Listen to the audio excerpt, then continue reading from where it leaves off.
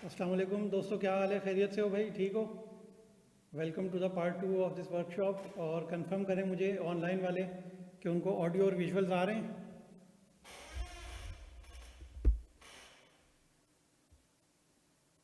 चलें, बेस्ट है भाई, ऑडियो और विजुअल्स आ रहे हैं सबको। तो फिर हम शुरू करते हैं आज की क्लास। और आज की क्लास हमने इस तरह की है कि आज की क्लास हम कंडक्ट करेंगे दो पार्ट्स में। पहला पार्ट है हमारा मशीन लर्निंग का, जिसमें हम मशीन लर्निंग की थ्योरी भी देखेंगे और जो आई कैप ने असाइनमेंट दिया था उसकी प्रैक्टिकल वर्किंग भी देखेंगे। ठीक है, तो उसमें यह है कि थ्योरी में हमारे कॉन्सेप्ट्स बहुत सारे कवर हो जाएंगे और जो आई कैप का असाइनमेंट हमने किया था उसको देखने में ये फ़ायदा है कि हमें एक तो मशीन लर्निंग मॉडल समझ में आएगा, दूसरा data pre processing, data cleaning समझ में आएगी। और सिर्फ मॉडल ही समझ में नहीं आएगा, हमें उसकी एक्यूरेसी भी समझ में आएगी। ठीक है, तो ये हमारा आज का एजेंडा था पार्ट 1 का। और पार्ट 2 में हमने करना है robotic process automation. Robotic process automation के लिए पावर टूल्स यूज़ करेंगे, पावर ऑटोमेट और पावर ऑटोमेट का डेस्कटॉप वर्जन। ठीक है भाई, तो शुरू करते हैं आज की क्लास।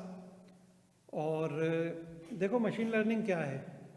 मशीन लर्निंग का मैं तुम्हें बताता हूँ बिल्कुल ब्रीफली कि बेटा मशीन लर्निंग ये है कि एक इंसान है ना, उसकी एक इंटेलेक्ट है। हम सोच रहे हैं ना, कुछ भी सोचते हैं, किसी रिजल्ट पे पहुंचते हैं। ठीक है, अब देखो अगला लफ्ज़ मैंने बोलने से पहले सोचा, ठीक है, कि हम क्या करते हैं।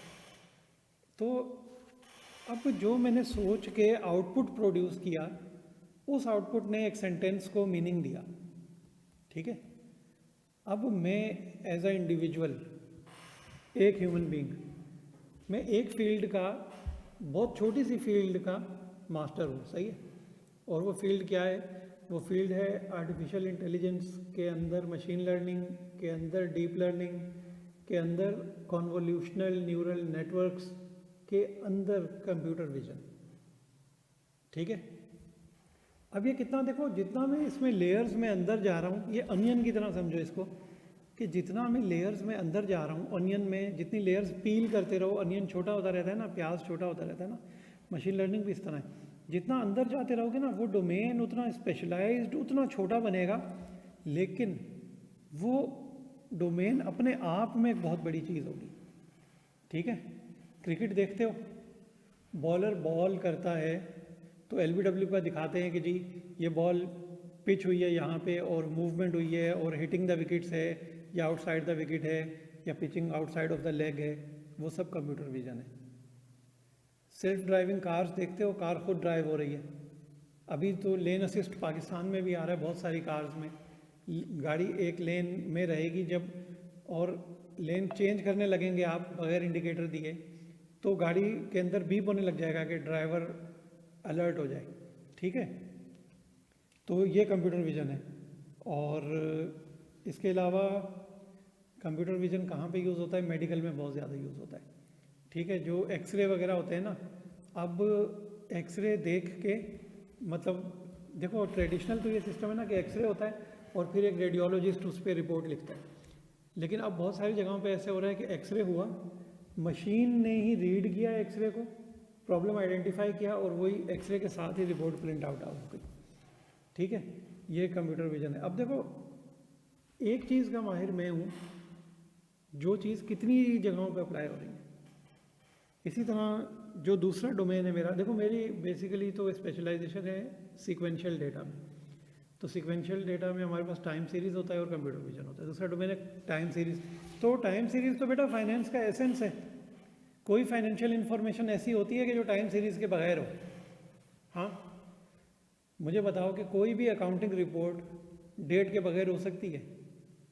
कोई भी फाइनेंशियल डाटा पीरियड के बगैर हो सकता है? कोई भी टैक्स का डेटा टैक्स पीरियड के बगैर हो सकता है? ऑडिट जो है वो अकाउंटिंग पीरियड के बगैर हो सकता है? फाइनेंशियल रिपोर्टिंग जो है वो अकाउंटिंग पीरियड के बगैर हो सकती है? बिल्कुल भी नहीं हो सकती। तो financial data is sequence data, ठीक है ना, टाइम सीरीज डाटा है। तो अब एक बंदा एक चीज़ का माहिर है तो वो कहता है कि ये चीज़ मैं मशीन को सिखा देता हूँ ना यार, मेरी जगह सोचने का काम मशीन करे, मैं मशीन को पैटर्न रीड करना सिखा देता हूँ। ठीक है, तो अब क्या है कि देखो अगर मेरी नींद पूरी नहीं है तो मेरे सोचने का तरीका बदल जाएगा। मैं गुस्से में हूँ, मेरा सोचने का तरीका बदल जाएगा, है ना। मैं नशे में हूँ, सोचने का तरीका बदल जाएगा। तो लेकिन मशीन तो एक ही जैसा बिहेव करेगी ना, क्या ख्याल है? मशीन की इंटेलेक्ट इफेक्ट नहीं होगी बिहेवियर से, तो डिसीजन मेकिंग यूनिफॉर्म रहेगी हमेशा, एडवांटेज हो गया। दूसरी बात ये कि एज ए ह्यूमन हम कभी आराम कर रहे होंगे, कभी डिस्टर्ब होंगे, कभी कहीं मसरूफ़ होंगे, ठीक है, तो डिसीजन में डिले आ सकता है। मशीन का तो काम है उस चीज़ को असिस्ट करना, तो मशीन डिसीजन में डिले थोड़ी करेगी। मशीन तो एक लॉजिक क्रिएट करेगी, उसकी मैथमेटिकल एक्यूरेसी देखेगी और डिसाइड कर लेगी, ठीक है, तो लैग ख़त्म हो जाएगा। फिर देखो हमारी याद रखने की लिमिटेशन है। कल क्या हुआ था, मैं एक एक इवेंट जानता हूँ, ठीक है, लेकिन एक एक इवेंट में एक एक कैरेक्टर ने एक एक लफ्ज़ जो बोला था वो मुझे याद नहीं होगा, किसी को भी नहीं होगा इनफैक्ट, ठीक है। जबकि मशीन की मेमोरी क्या है, एक्सपेंडेबल है।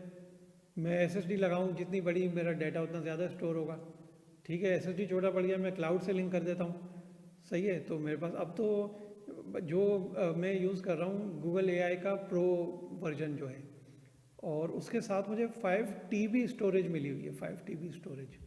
और मैं आपको बताऊं कि जो मैंने पहला कंप्यूटर लिया था ना, वो चलता था विंडोज़ 95 पे, और उसकी हार्ड डिस्क कितनी थी गैस करें?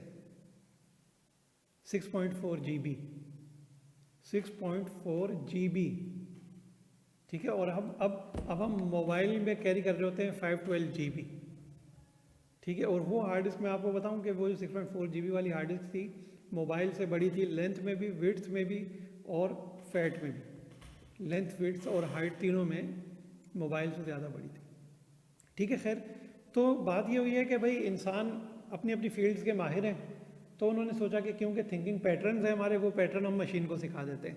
तो जो काम हम कर रहे हैं मशीन उसको रेप्लिकेट करेगी, और मशीन उसको रेप्लिकेट करने में कामयाब हुई। और ये रेप्लिकेशन, ये इंसान के ब्रेन की मिमिक्री करना, ये आर्टिफिशियल इंटेलिजेंस कहलाता है, ठीक है। फिर आर्टिफिशियल इंटेलिजेंस की सबसे बड़ी डोमेन, और ऑलमोस्ट पूरे का पूरा आर्टिफिशियल इंटेलिजेंस ही मशीन लर्निंग है, ठीक है, क्योंकि मशीन को हमने सिखाया हुआ है।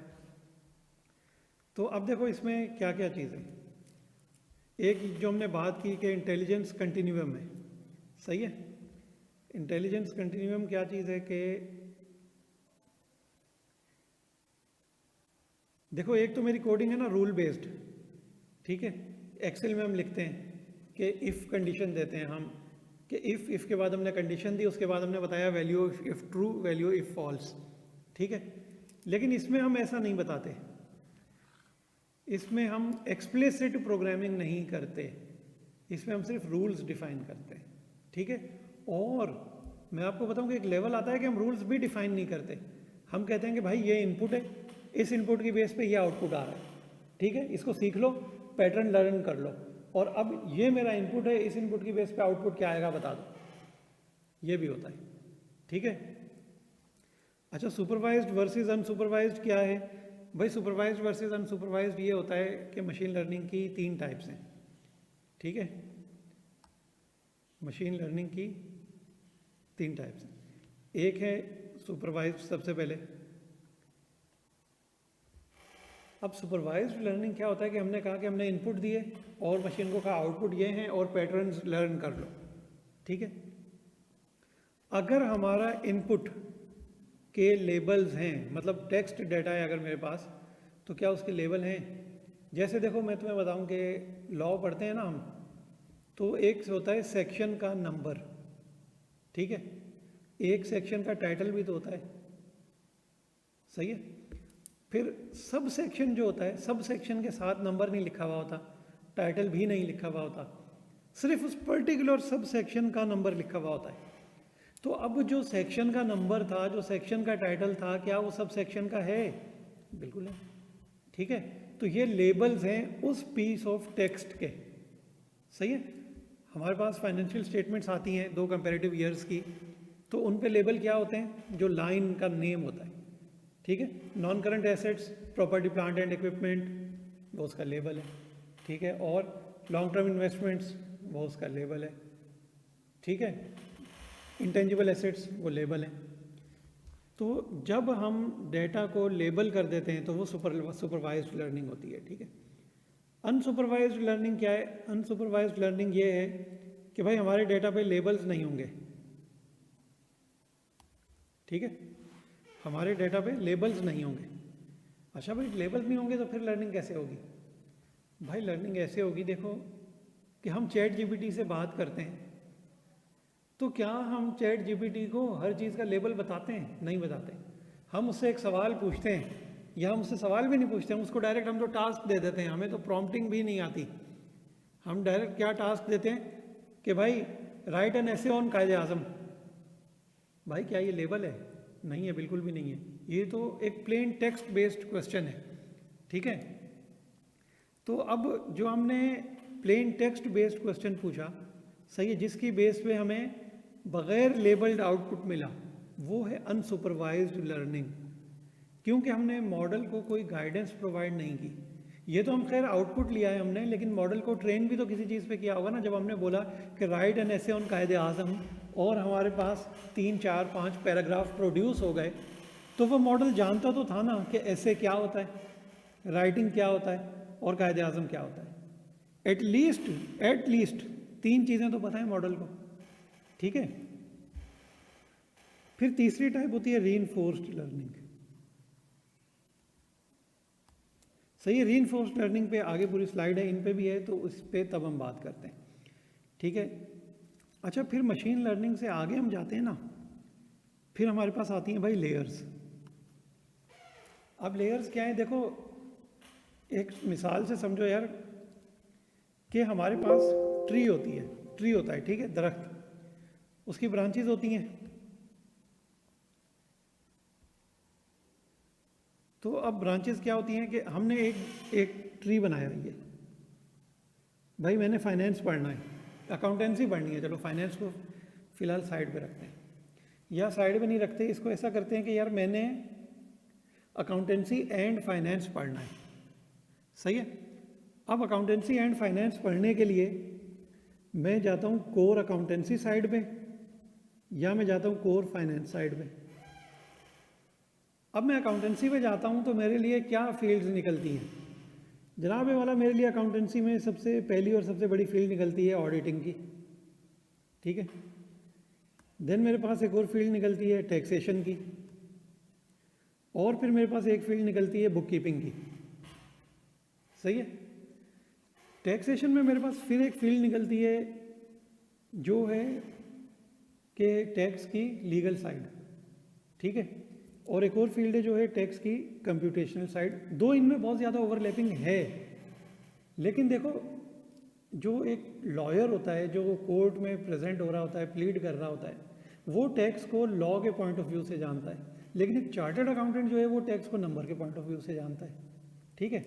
अब ऑडिट में मैं आता हूँ तो फिर मैं सोचता हूँ कि यार मुझे इंटरनल ऑडिट में जाना है, मुझे एक्सटर्नल में जाना है, या मुझे आईटी ऑडिट में जाना है, ठीक है। या फिर एक और अभी ऑडिट की मैं तुम्हें बता रहा हूँ कि टाइप इवॉल्व हो रही है, वो है जनरेटिव एआई ऑडिट, ठीक है।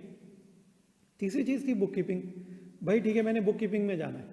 अब बुक कीपिंग में क्या मैंने फाइनेंशियल रिपोर्टिंग का एक्सपर्ट बनना है, या मैंने ईआरपी पे जाना है, ठीक है, या मैंने जस्ट बीकॉम वगैरह करके और अकाउंटेंसी ही करनी है, बुक कीपिंग ही करनी है। अब अगर मैं ये ट्रैक लेता हूँ फाइनेंशियल रिपोर्टिंग वाला, तो देखो ये तो ब्रांच ही अलग थी ना मेरे डिसीजन की, ठीक है। अगर मैं फाइनेंशियल रिपोर्टिंग वाला ट्रैक लेता हूँ, अच्छा अब ये ट्रैक है कि मैं करता हूँ सीएफए। सीएफए करके क्या मैं टैक्स कर सकता हूँ? नहीं कर सकता हूँ, लेकिन अलग से क्वालिफिकेशन करनी पड़ेगी। सीएफए करके ऑडिट कर सकता हूँ, हाँ ऑडिट कर सकता हूँ, लेकिन बड़ा नीश, बड़ा स्पेशलाइज्ड ऑडिट होगा वो ऑडिट पूरा का पूरा एक्सटर्नल ऑडिट पैकेज नहीं होगा, वो ऑडिट इंटरनल ऑडिट पैकेज नहीं होगा। वो ऑडिट क्या होगा? सिक्योरिटीज़ का ऑडिट हो जाएगा, मार्केट का ऑडिट हो जाएगा, इस तरह का ऑडिट होगा, ठीक है।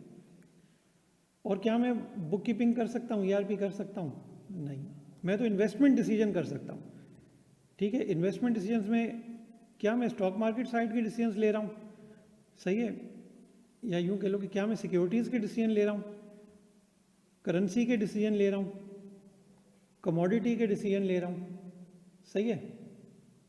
3 तरह की स्पेशलाइजेशन और हो सकती है। अब बेटा मैं पहुँचता हूँ इस वाले ट्रैक पे, तो देखो एक इधर मैंने लेयरिंग की, एक लेयरिंग इधर की, और थर्ड पे मैं पहुँचा। ठीक है, इस तरह करके लेयर्स बन गई। अब जब लेयर्स होती हैं ना तो मशीन लर्निंग कहलाती है डीप लर्निंग। डीप लर्निंग जो है वो मशीन लर्निंग की एक टाइप है जिसमें लेयर्स होती हैं। वो लेयर्स किसकी होती हैं? वो होती हैं न्यूरॉन्स की। देखो हमने पहले क्या बात की कि मशीन लर्निंग जो है वो क्या है, वो ह्यूमन ब्रेन की मिमिक्री है। ठीक है, हम लोग स्पेशलाइज करते हैं, ह्यूमंस स्पेशलाइज करते हैं पैटर्न रिकग्निशन में। ये बात याद रखना कि हम किस चीज़ में स्पेशलाइज करते हैं? पैटर्न रिकग्निशन में। ये मेरे हाथ में क्या चीज़ है भाई? पेन है ना, ठीक है यार। क्या इससे मैं पेपर पे लिख सकता हूँ? नहीं लिख सकता ना, ठीक है। और मैं तुम्हें बताऊँ, ये तो स्क्रीन पे यूज़ करने के लिए है। इसका नेम, इस हार्डवेयर का नेम पेन नहीं है, लेकिन हमें ये पेन जैसा दिखता है, हमने इसका नाम पेन रखा हुआ है। नहीं, स्टाइलस भी नहीं है इसका नाम। स्टाइलस तो कंपनी है जो बनाती है, ठीक है। ये क्या चीज़ है? हम बोलेंगे लैपटॉप। भाई क्या पता इसके अंदर स्क्रीन नहीं हो और मैं ऐसे ही देख के फर्जी कहानी सुना रहा हूँ, लेकिन हमें पता है हमने जो इस तरह की चीज़ पहले देखी थी वो लैपटॉप था। हमने जो इस तरह की चीज़ पहले देखी थी वो पेन था। तो अगर हम पैटर्न रिकग्नाइज करने में माहिर हैं, यार यही चीज़ हम मशीन को सिखाते हैं ना, मशीन पैटर्न रिकग्नाइज करना सीख ले। हम मशीन को सिखा देते हैं कि 1998 में .com बबल बर्स्ट हुआ था, मार्केट के क्या इंडिकेटर थे। फिर हम मशीन को सिखा देते हैं कि 2008-2009 का जो फाइनेंशियल क्राइसिस था, क्या इंडिकेटर्स थे। फिर हम मशीन को सिखा देते हैं कि पेंडेमिक था तो क्या इंडिकेटर्स थे। तो अब अगर ऐसा होगा तो मशीन प्रिडिक्ट कर देगी ना। मैं आपको बताऊं एक चीज़ भाई, कि जो .com बबल के वक्त इंडिकेटर्स थे ना, AI बबल के वक्त भी वो इंडिकेटर्स आ रहे हैं। इसका मतलब है जैसे .com बबल पे मार्केट बर्स्ट हुई थी ना, AI बबल पे भी इसी तरह बर्स्ट होगी, ठीक है। अच्छा, जनरेटिव फ्रंट। जनरेटिव फ्रंट क्या है कि भाई अब हमने मशीन को सिखा दिया, तो अब मशीन सीख के क्या करे? चादर ओढ़ के आराम कर ले? बिल्कुल भी नहीं। अब मशीन ने सीख लिया ना, अब मशीन आउटपुट देना शुरू करे, ठीक है। तो हमारे पास मशीन लर्निंग के 4 फ्रंटियर्स बन गए। पहला फ्रंटियर है इंटेलिजेंस लर्निंग, ठीक है। दूसरा है कि डेटा सुपरवाइज्ड, डेटा के साथ लेबल हो या नहीं हो। तीसरा है लेयर्स में लर्निंग, और चौथा है कि उस लर्निंग से आउटपुट प्रोड्यूस करना, ठीक है। अच्छा, अब देखो हमारे पास सुपरवाइज्ड लर्निंग में 2 तरह के मॉडल होते हैं। एक होते हैं प्रिडिक्शन बेस्ड और एक होते हैं क्लासिफिकेशन बेस्ड, ठीक है। कल भी हमने बात की थी और हम थ्रू आउट द कोर्स बात करते रहे। मुझे ये बताएं कि डेटा की कितनी टाइप्स होती हैं। देखो एक तो प्लेन, चलो वैसे बात करते हैं बिल्कुल, मतलब जो कैफ 3 है ना, कैफ 3 के पहले चैप्टर की बात कर रहे हैं। डेटा हमारे पास होता है कैटेगोरिकल और न्यूमेरिकल, ऐसा ही है ना। कैटेगोरिकल डेटा क्या होता है? टेक्स्ट होता है, और नंबर्स, न्यूमेरिकल डेटा जो है वो नंबर्स होता है, ठीक है। अगर हमने कैटेगरी आउटपुट में लेनी है तो वो कहलाएगा क्लासिफिकेशन, ठीक है। क्लासिफिकेशन मतलब कि देखो मेरे पास एक वीडियो है जिसमें कि ज़ू का विज़िट किया हुआ है मैंने, और उसमें बहुत सारे एनिमल्स को मैंने रिकॉर्ड किया है, ठीक है, कि जी दिस इज़ टाइगर, चीता, लॉइन और बर्ड्स और क्या क्या चीज़ें सारी मतलब मैंने रिकॉर्ड की हैं। अब मैंने एक मॉडल को, एक कंप्यूटर विजन मॉडल को ट्रेन किया उस वीडियो पे, और अब मैं उस मॉडल पे एक्सपोज करता हूँ एक और शेर की तस्वीर, ठीक है, शेर की तस्वीर। क्या मेरा मॉडल आइडेंटिफाई करेगा कि वो कौन सी चीज़ है? आइडेंटिफाई बिल्कुल कर लेगा कि जी ये लॉइन है।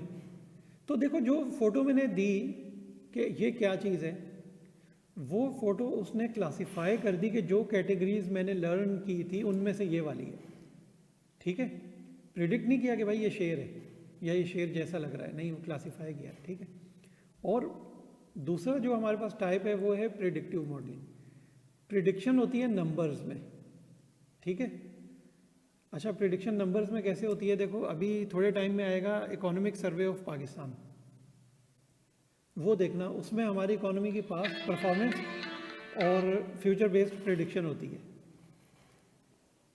तो प्रिडिक्शन फ्यूचर की हम किस तरह करते हैं, ये हमारे सिलेबस का भी हिस्सा है और इसको हम कवर भी करने लगे। ठीक है। अब देखो ये एक डायग्राम तुम्हारे सामने दिख रही है यार। चलो इस डायग्राम को भी छोड़ो, 1 मिनट के लिए साइड पे रखो, थोड़ा सा फाइनेंशियल मैनेजमेंट पे आ जाओ। ये इक्वेशन क्या है ये बताएं, या इस इक्वेशन को मैं थोड़ा सा और रिफाइन करके लिखूं। इसको मैं कहता हूं कि जनाबे वाला ये है रिटर्न, एक्सपेक्टेड रिटर्न।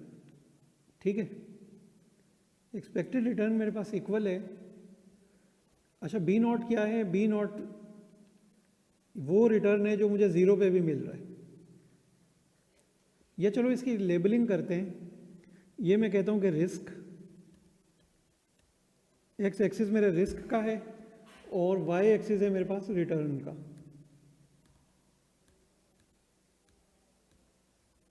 ठीक है, अब 0 रिस्क पे भी तो मुझे कुछ रिटर्न मिल रहा है ना। ठीक है, तो ये रिटर्न तो मुझे हर कभी भी मिल जाएगा ना।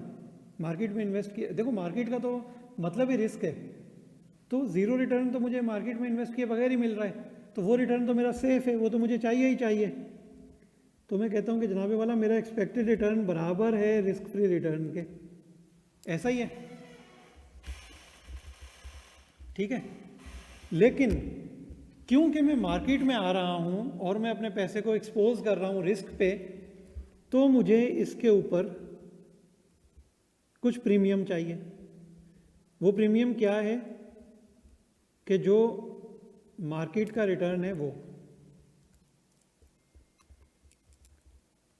ठीक है, बल्कि ऐसे करते हैं कि जो मार्केट का रिटर्न है वो माइनस रिस्क फ्री, ये चाहिए मुझे। इसके अलावा भाई इतने तो मुझे चाहिए ही चाहिए, देखो रिस्क फ्री तो चाहिए ही चाहिए, फिर मार्केट जितना इजाफी देगी उतना भी मुझे चाहिए, और मार्केट जितना मुझे इजाफी देगी उसको अर्न करने का एक चांस होगा। ठीक है, क्योंकि वॉलीटिलिटी है, रिस्क ले रहा हूं ना। अब क्या ये कैपिटल एसेट प्राइसिंग मॉडल नहीं बन गया यार, है ना? समझ रहे हो भाई? तो देखो जो लीनियर रिग्रेशन मॉडल है हमारे पास, वो कितना सिंपल येट कितना एडवांस्ड और कितना कॉम्प्लिकेटेड एप्लीकेशन है उसकी। सिर्फ ये उसकी मैथमेटिकल फॉर्म है, और ये जो मैंने लिखी है इधर, ये उसकी फॉर्म है जो हम फाइनेंशियल मैनेजमेंट में या बिजनेस एनालिसिस की बुक्स में पढ़ रहे होते हैं। ठीक है, अब आ जाओ कि मशीन लर्निंग एक्चुअली है क्या। देखो मशीन लर्निंग ये है भाई कि ये मेरे पास 0 रिस्क पे रिटर्न आ रहा था, अब ये कुछ मेरे पास एक्सिस पे लेबल हुए हैं कि ये मेरे पास मेजर ऑफ रिस्क है और ये मेरे पास मेजर ऑफ रिवॉर्ड है। ठीक है,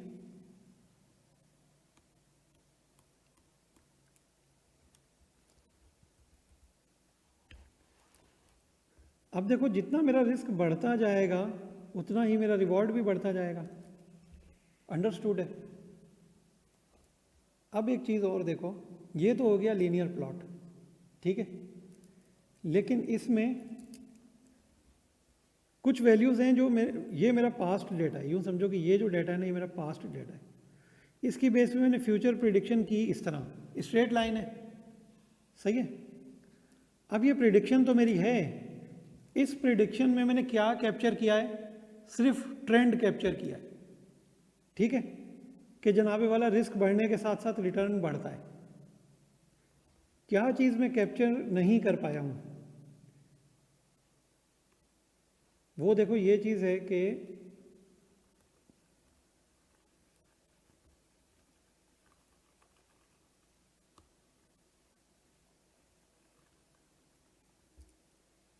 ये चीज़ कैप्चर नहीं कर पाया मैं कि ये जो मेरा रिटर्न था इतना, रिस्क इतना था, ठीक है, रिस्क इतना था और रिटर्न इतना था, तो ये तो लाइन से बाहर है भाई।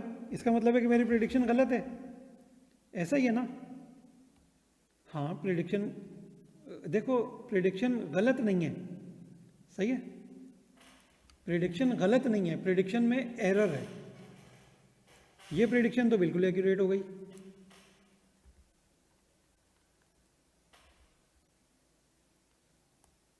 सही है। और एक मिनट ज़रा मुझे एक्सक्यूज़ करना है यार, ये मेरा पेन क्यों नहीं वर्किंग कर रहा। देखो ये प्रिडिक्शन तो बिल्कुल सही है ना। अब देखो मज़े की बात, इधर मैं कम प्रिडिक्ट कर रहा हूँ, इस पॉइंट पे मेरा रिटर्न था इतना, रिस्क इतना था और रिटर्न था इतना, ठीक है ना, तो मैंने तो कम प्रिडिक्ट किया हुआ है, तो एक एरर आ गई, ये एरर, एक एरर ये आ गई। अब देखो थोड़ा सा अपना मैथमेटिकल माइंड एंगेज करना भाई, हम एक कॉम्प्लेक्स कॉन्सेप्ट की तरफ जा रहे हैं। इधर मेरी प्रिडिक्शन कम है, सही है, मतलब मेरा एरर नेगेटिव है। इधर मेरी प्रिडिक्शन ज़्यादा है, मतलब मेरा एरर पॉजिटिव है। क्या मैं एक नंबर ले सकता हूं कि मेरी प्रिडिक्शन कम है या ज़्यादा है? ये देखो ये एक्यूरेट है, इधर मैंने कम प्रिडिक्ट किया है, इधर मैंने कम प्रिडिक्ट किया है, इधर ज़्यादा प्रिडिक्ट किया है। हाँ भाई, क्यों ना मैं इन सब का एवरेज कर लूँ भाई, कहीं पे मैं -2 आउट हूँ, कहीं पे मैं +2 आउट हूँ, कहीं पे मैं -3 आउट हूँ, कहीं पे मैं +4 आउट हूँ, ठीक है, कहीं पे मैं दोबारा -2 आउट हूँ, तो इन सबको मैं एवरेज आउट कर लेता हूँ ना यार। -2 और +2 0 हो गया, ठीक है, -3 और -2 -5 हो गया, और +4 हो गया -1। क्या मेरा एरर -1 आएगा? नहीं, ये तो बहुत बड़ा एरर है यार, ये भी बहुत बड़ा एरर है, ये भी। तो मेरा नंबर इतना आउट क्यों आ रहा है? इसका मतलब है मैंने कोई गलती कर दी, और सीरियस गलती की है, मतलब ब्लंडर लेवल की गलती की है। भाई ये मेरा एरर है -2, ये भी तो एरर है +2, लेकिन ये माइनस प्लस होकर 0 आ रहे हैं यार। तो क्या मेरे मॉडल में कोई गलती नहीं है? नहीं, मेरे मॉडल में गलती है दोनों साइड पे, +-2। तो फिर मैं एरर को कैसे मेजर करूं? एरर को ऐसे मेजर करता हूं मैं कि मैं कहता हूं भाई जो भी एरर आ रहा है उसका, चलो एरर का स्क्वायर कर दो, ठीक है। अब स्क्वायर करने से क्या होता है कि मैथमेटिक्स में माइनस और माइनस जब मल्टीप्लाई होते हैं तो आंसर क्या आता है? प्लस, ठीक है। तो मेरा -2 जो है वो 4 बन जाएगा, +2 भी 4 बन जाएगा, -3 9 बन जाएगा, 4 जो है वो 16 बन जाएगा, और -2 फिर से 4 बन जाएगा। अब मैं इनको सम कर लेता हूँ, ठीक है। तो मेरे पास अब आ गया जनाबे वाला 37, सही है। अब देखो 37 तो यार बहुत बड़ा नंबर है, और ये मैथमेटिकली इनएक्यूरेट भी है। क्यों? क्योंकि ये तो सम ऑफ स्क्वायर्स है ना, स्क्वायर तो मुझे चाहिए ही नहीं थे भाई। तो मैं स्क्वायर्स का इम्पैक्ट ख़त्म करने के लिए इसको रूट कर लेता हूँ, 36 का स्क्वायर रूट, सही है। स्क्वायर रूट करूँगा तो वो अप्रॉक्सीमेटली 6.01 करके कुछ आएगा, ऐसे ही है। अब देखो ये एरर जो है ना मेरा, ये एरर हो सकता है, हाँ भाई 6 पॉइंट्स ऑफ, 6 पॉइंट में प्लस या माइनस में ऑफ हो सकता हूँ, ठीक है। इसमें पॉजिटिविटी का भी टोटल इम्पैक्ट है, नेगेटिविटी का भी टोटल इम्पैक्ट है, ये स्क्वायर के मीन का रूट है, तो ये कहलाता है रूट मीन स्क्वायर एरर, ठीक है भाई। रूट मीन स्क्वायर एरर का कॉन्सेप्ट आ गया। रूट मीन स्क्वायर एरर आपके मॉडल की प्रिडिक्टिव एक्यूरेसी का ऑलमोस्ट सबसे बड़ा मेजर है, ठीक है। और रूट मीन स्क्वायर एरर 0 के जितना नज़दीक होगा, ठीक है, ये गौर से सुन लो बात, 0 के जितना नज़दीक होगा मॉडल उतना अच्छा होगा, ठीक है। Root mean square error model का रूट मीन स्क्वायर एरर 0 के जितना नज़दीक होगा आपका प्रेडिक्टिव मॉडल उतना अच्छा होगा, ठीक है। तो हम बात कर रहे थे लीनियर रिग्रेशन पे। अब लीनियर रिग्रेशन की हमने मैथमेटिक्स देख ली, इसकी फाइनेंस में एप्लीकेशन देख ली, और इसकी हमने मशीन लर्निंग एप्लीकेशन देख ली। अब थोड़ा सा बात करते हैं कि इसकी थ्योरी क्या है। देखो ये कंटिन्यूअस प्रिडिक्शन का आर्किटेक्चर है। कंटिन्यूअस प्रिडिक्शन क्या है भाई? इस लाइन में कहीं पे गैप आ रहा है? कहीं पे नहीं आएगा। हालांकि मेरे डेटा पॉइंट यहाँ पे लाई कर रहा है और यहाँ पे लाई कर रहा है ना, लेकिन इन दो डेटा पॉइंट के बीच में भी मुझे प्रिडिक्शन मिल रही है, ऐसा ही है ना? ठीक है, तो कंटिन्यूअस प्रिडिक्शन आर्किटेक्चर है लीनियर रिग्रेशन का। दूसरा है the line of best fit and least square. अच्छा, लाइन ऑफ बेस्ट फिट क्या है भाई? बेस्ट फिट लाइन वो लाइन है जिस पे सारे पॉइंट्स का एरर मिनिमम हो जाए। रूट मीन स्क्वायर एरर जहां पे मिनिमम होगा वो लाइन ऑफ बेस्ट फिट है। ठीक है, लीस्ट स्क्वायर क्या है? ये जो हमने बात की ना स्क्वायर एरर, हम कह रहे हैं ना स्क्वायर एरर मिनिमम हो जाए, मिनिमम हो जाए। ये देखो, ये इसका फॉर्मूला है। ठीक है, इसको मैथमेटिकली ये फॉर्मूला है।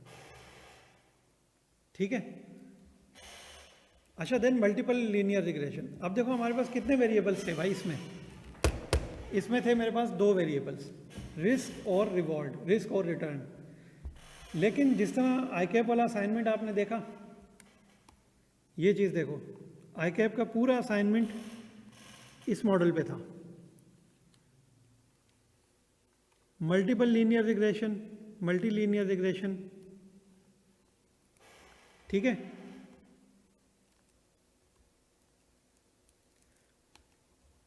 अच्छा, अब मल्टीपल लीनियर रिग्रेशन क्या है कि भाई मल्टीपल लीनियर रिग्रेशन में हमारे पास कुछ वेरिएबल्स होते हैं जो कहलाते हैं प्रिडिक्टर्स।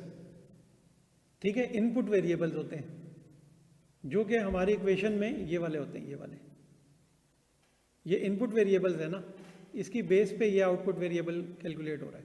ये market return, risk free return, ये इनपुट वेरिएबल्स है ना, इनकी बेस पे ये एक्सपेक्टेड रिटर्न कैलकुलेट हो रहा है ना।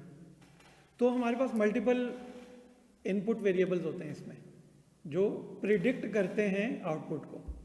ठीक है, और जो हमारा आईकैप वाला असाइनमेंट था उसमें देखो क्या था, बाउंड्रीज था, मैचेस था, और भी उसमें मेरे ख्याल में 6 प्रिडिक्शन वेरिएबल्स थे। ठीक है, और एक जो था हमारे पास वो आउटपुट वेरिएबल था, वो था स्ट्राइक रेट। सही है। अब जो दूसरा मेजर है एक्यूरेसी का, वो है coefficient of determination, R square.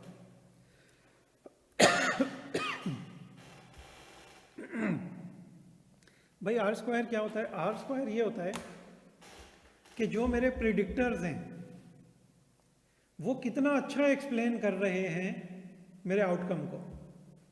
ठीक है, अगर मेरा आर स्क्वायर 1, देखो हमने एक्यूरेसी में बात की थी ना कि RMSE जो है वो अप्रोचिंग 0 होना चाहिए, 0 के नियरेस्ट हो तो मॉडल उतना अच्छा है। रूट मीन स्क्वायर एरर 0 और आर स्क्वायर ये 1 के जितना नज़दीक हो मॉडल उतना अच्छा है। ठीक है, ये 1 के जितना नज़दीक हो मॉडल उतना अच्छा है। तो इस फिगर का मतलब ये है कि मेरे प्रिडिक्टर्स कितना अच्छा प्रिडिक्ट कर पा रहे हैं आउटकम को।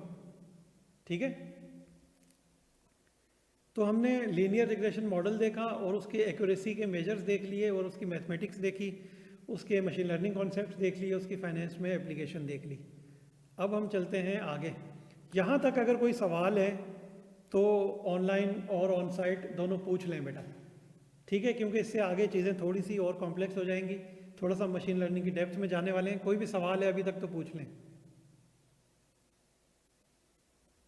हाँ भाई, नो क्वेश्चन? हाँ जी, ऑनलाइन से भी कोई सवाल नहीं है भाई? सब समझ में आ रहा है या कुछ भी समझ में नहीं आ रहा है? चलो आगे चलते हैं, फिर सब समझ में आ रहा है तो बेस्ट है। अच्छा देखो, अब हमने कहा लाइन ऑफ बेस्ट फिट। ठीक है, हमने कहा कि लाइन ऑफ बेस्ट फिट वो है जो हमारे डेटा पॉइंट्स के साथ एरर जहां पे मिनिमम हो जाए। सही है। अब आ जाओ इधर से शुरू करते हैं। ये देख रहे हो, देखो हमारे पास डेटा पॉइंट्स जितने भी हैं, लाइन बिल्कुल डेटा पॉइंट्स के ऊपर ऊपर है, ऐसा ही है ना। तो कितना अच्छा मॉडल है यार ये। तो इसमें तो मैं कहता हूं कि root mean square error is equal to 0 होगा और R square is equal to 1 होगा। इतना अच्छा मॉडल है ये तो, है ना। ऑन द अदर हैंड ये वाला मॉडल देखो, ये डेटा पॉइंट्स कैप्चर हुए हैं, नहीं हुए। ये वाले डेटा पॉइंट्स कैप्चर हुए हैं, नहीं हुए, है ना। तो मेरा मॉडल जो मैंने लाइन ऑफ बेस्ट फिट बनाई है, ये वाली लाइन, ठीक है, वो लाइन अगर मेरे डेटा के पैटर्न्स को रीड नहीं कर पा रही, ठीक है, तो मेरा मॉडल कहलाएगा अंडर फिट, ठीक है। और मेरा मॉडल जो है वो क्या होगा, ये देखो, हालांकि कितना शार्प राइज है, पर मेरे मॉडल ने ये पैटर्न रीड ही नहीं किया, ठीक है। तो अंडर फिटिंग क्या है बेटा? अंडर फिटिंग ये है कि हमारा मशीन लर्निंग मॉडल जो अंडरलाइंग पैटर्न्स हैं हमारे डेटा सेट में, उसको रीड ही नहीं कर सका, ठीक है। हमारे डेटा को उसने बहुत ज़्यादा जनरलाइज्ड कर दिया, ठीक है। अब इधर देखो, इधर क्या हुआ होगा, इधर हमारा रूट मीन स्क्वायर एरर बहुत ज़्यादा बड़ा नंबर होगा, इन्फिनिटी नहीं होगा, इन्फिनिटी के नज़दीक भी नहीं होगा, लेकिन हमारे पास एक्सेस नहीं है ना इधर के हम मेजर कर लेंगे कितना होगा, ठीक है। इसलिए मैथमेटिकली वो इन्फिनिटी नहीं होगा, लेकिन हमारे पास एक्सेस पे वैल्यूज़ नहीं है ना, तो मैं जस्ट समझाने के लिए बोल रहा हूँ कि वो मैथमेटिकली मेजर नहीं हो सकेगा, ठीक है। और हमारा आर स्क्वायर जो है वो मैं समझता हूँ कि इधर होगा अराउंड 0.34 वगैरह। तो कितना ऑफ है यार मेरा मॉडल, है ना। तो भाई अंडर फिटिंग तो हमें पता है कि नहीं होनी चाहिए। अंडर फिटिंग का मतलब ये है कि मैं मशीन को जो सिखाना चाह रहा हूँ वो सीखा ही नहीं उसने, ठीक है। हमने बात की थी ना पैटर्न रिकग्निशन की, कि हम ह्यूमंस पैटर्न्स को रिकग्नाइज करते हैं। जब मैं छोटा था ना, कितना मैं भी 5 साल 6 साल 7 साल का हूँगा, तो मेरे पेरेंट्स ने मुझे कलर्स के नेम याद कराए थे, ठीक है। विजुअल डेटा था ना, वो मैंने देखा था कि ये वाला कलर रेड कलर है, सही है। आज अगर कोई मुझसे पूछे ना कि रेड कलर कैसा होता है, कौन सा होता है, तो मैं इट सेल्फ रेड कलर को डिफाइन नहीं कर सकता कि भाई ऐसा होता है। हाँ, रेड कलर का कोई पैटर्न मैं बता दूंगा कि यार पका हुआ सेब देखा है, वैसा होता है, सही है। या मैं उसको कोई और बता दूंगा कि यार तुमने सिगरेट का पैकेट देखा है, यूजुअली रेड कलर का होता है, समझे। कोई मुझसे पूछे ब्लू कलर क्या है, मैं यार वर्बली क्या बताऊंगा ब्लू कलर क्या है, लेकिन मैं उसको ये बता दूंगा कि यार आसमान का जैसा कलर है, ऐसा होता है ब्लू कलर, है ना। तो हमने पैटर्न रिकग्निशन सीखी हुई है, और वो पैटर्न रिकग्निशन ही हमने मशीन को सिखाई हुई है, ठीक है। तो यहाँ पे तो मेरी मशीन बेटा पैटर्न को रिकग्नाइज नहीं कर पाई। क्यों नहीं कर पाई होगी? इसकी पॉसिबल रीजंस क्या हो सकते हैं? इसके पॉसिबल रीजंस ये हो सकते हैं कि मेरा डेटा ही पैथेटिक था, ठीक है। ये वाले डेटा पॉइंट्स मेरे डेटा में विजिबल ही नहीं थे कि मेरा मॉडल इनको लर्न कर ले, ठीक है। क्यों विजिबल नहीं थे? मे बी कि ये अमाउंट था और इसके साथ रुपीज़ लिखा हुआ था, सही है। अब रुपीज़ तो टेक्स्ट है ना यार, और मैं कह रहा हूँ कि ये अमाउंट था।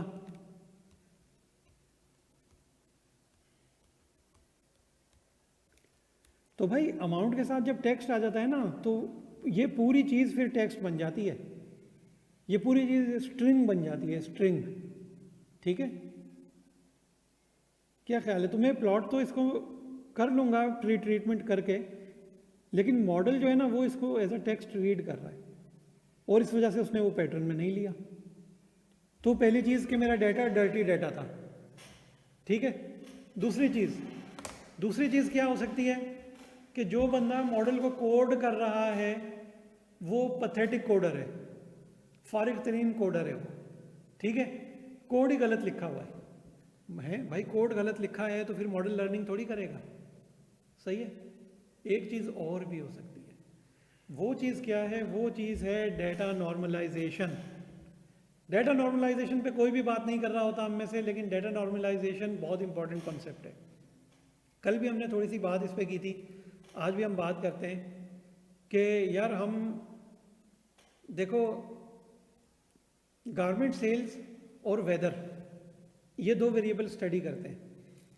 जिस दिन बारिश होती है उस दिन गारमेंट्स की शॉप पे, अलकरम पे, खादी पे, आइडियाज़ पे, इधर सेल्स कम होती हैं, ठीक है। अंडरस्टूड है कि भाई बारिश है, लोग नहीं निकलते। और जिस दिन तेज़ धूप होती है उस दिन भी सेल्स कम होती हैं, तो भी अंडरस्टूड है कि भाई लोग नहीं निकलते। लिमिटेशन होती है ना, ये मेरे स्किन दिख रही होगी यार, सोलर टॉक्सिसिटी होती है लोगों को, नहीं निकल सकते धूप में, है ना। अब देखो इसको मैथमेटिकली क्या इक्वेशन बन रही है हमारे पास, रेनफॉल होती है तो सेल में डिक्लाइन होता है। अब डेली सेल बनेगा यार मिलियन ऑफ रुपीज़ PKR, ठीक है ना।